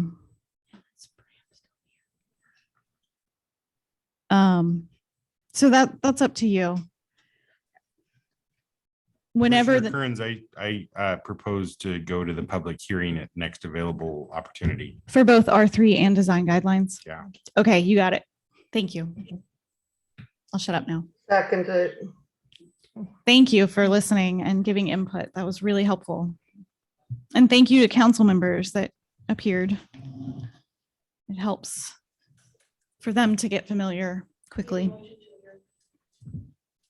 Commissioner Kearns, I motion to adjourn. I second that.